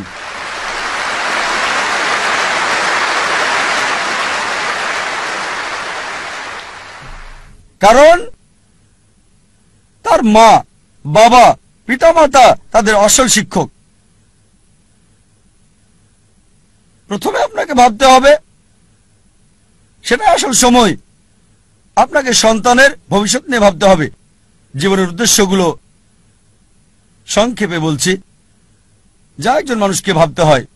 এক নাম্বার হচ্ছে যখন শিক্ষা দেবেন দেখতে হবে কোন প্রতিষ্ঠানে পড়াচ্ছেন, স্কুল, কলেজ, যেটা দুটোরই সুযোগ সৃষ্টি করবে আখিরাত এবং দুনিয়া।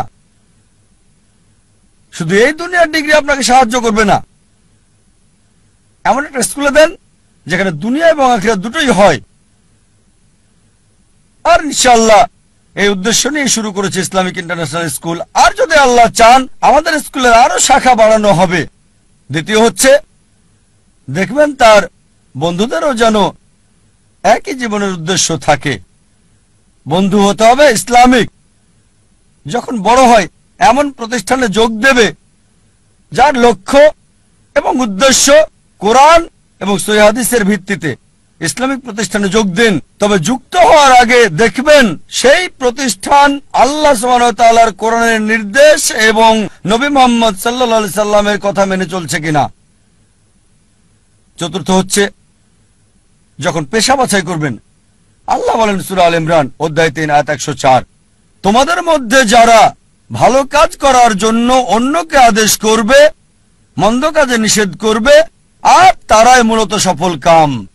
আল্লাহ বলেন সূরা ফুসিলাত অধ্যায় 41 আয়াত 33, ওয়ামান আহসানু ক্বালা মিম্মান দাআ ইলাল্লাহি ওয়া আমিলা সালিহান ওয়া ক্বালা ইন্নানি মিনাল মুসলিমিন। তার কথার চেয়ে কার কথা উত্তম যে মানুষকে আল্লাহর দিকে ডাকে, সৎকর্ম করে আর বলে আমি মুসলিম। এমন পেশা বাছাই করতে হবে যেটা আল্লাহ সুবহানাহু ওয়া তাআলার দিকে নিয়ে যায়। আল্লাহ সুবহানাহু ওয়া তাআলার বার্তা পৌঁছে দেওয়া, তার চেয়ে আর কখনো কোনো ভালো পেশা হতে পারে না। 5 নম্বর, একই উদ্দেশ্য আছে এমন জীবন সঙ্গী বাছাই করতে হবে, একই লক্ষ্য আল্লাহ এবং তার রাসূল, আল্লাহ কেন্দ্রিক। আর 6 নম্বর পয়েন্ট কোরআনের আয়াত দিয়ে আলোচনা শেষ করতে চাই। সূরা আনাম অধ্যায় 6 আয়াত 162 বলা হয়েছে, ইন্না সালাতি ওয়া নুসুকি ওয়া মাহইয়ায়া ওয়া মামাতি লিল্লাহি রাব্বিল আলামিন। আমার নামাজ, আমার কুরবানি, আমার জীবন, আমার মৃত্যু আল্লাহর জন্য, বিশ্ব ব্রহ্মাণ্ডের মালিকের জন্য। ওয়া আখিরু দাওয়ানা আলহামদুলিল্লাহি রাব্বিল আলামিন।